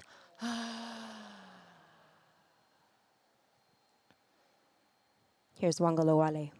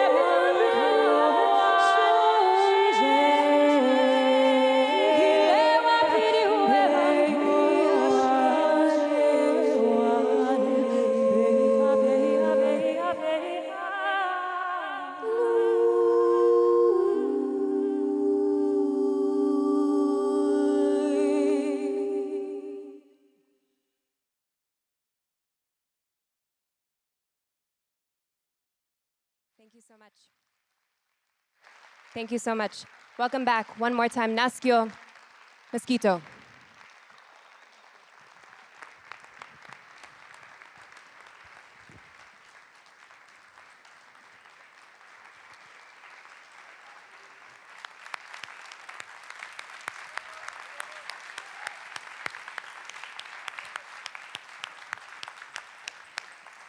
Thank you, everybody. We've got lunch now. It's wonderful. There are great things going on there. Everybody enjoy your lunch. We've got more fantastic performances coming up this evening. Thank you so much for your attention this morning, and have fun. See you later.